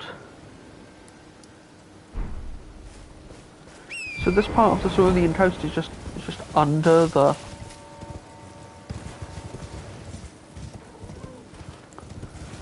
Didn't see that come. Seek up. Okay. Before we seek up, really quick, Starline Sword. Requires intelligence and dexterity. Sword encrusted with a line of stars fashioned from small pieces of crude glintstone. Weapon of the demi-human swordsman.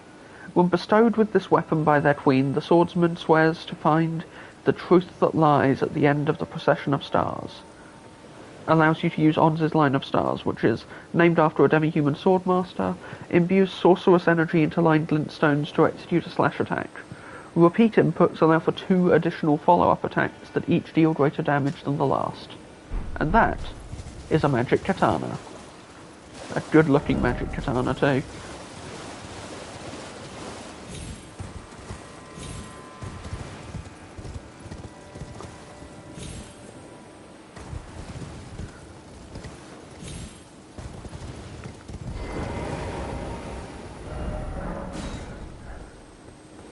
What kind of precious item is it, I wonder? A Great Ghost Lovewort. Okay. That's pretty precious, I can respect that. Sitting on 200,000 runes now.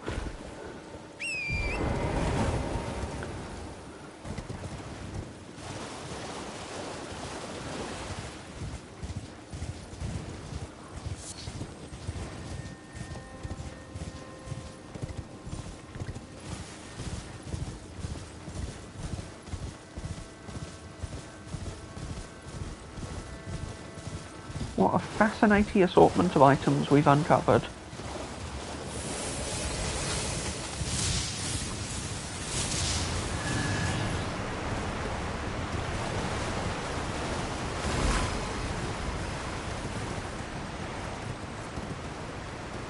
Is this whole area a dead end apart from that fight? I guess this was kind of a mini dungeon. Didn't really become obvious until I finished it, but that sure is what this feels like.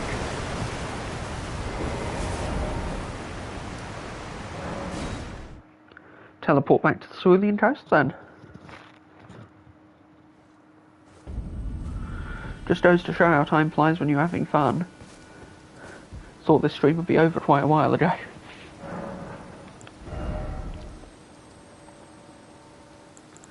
Right.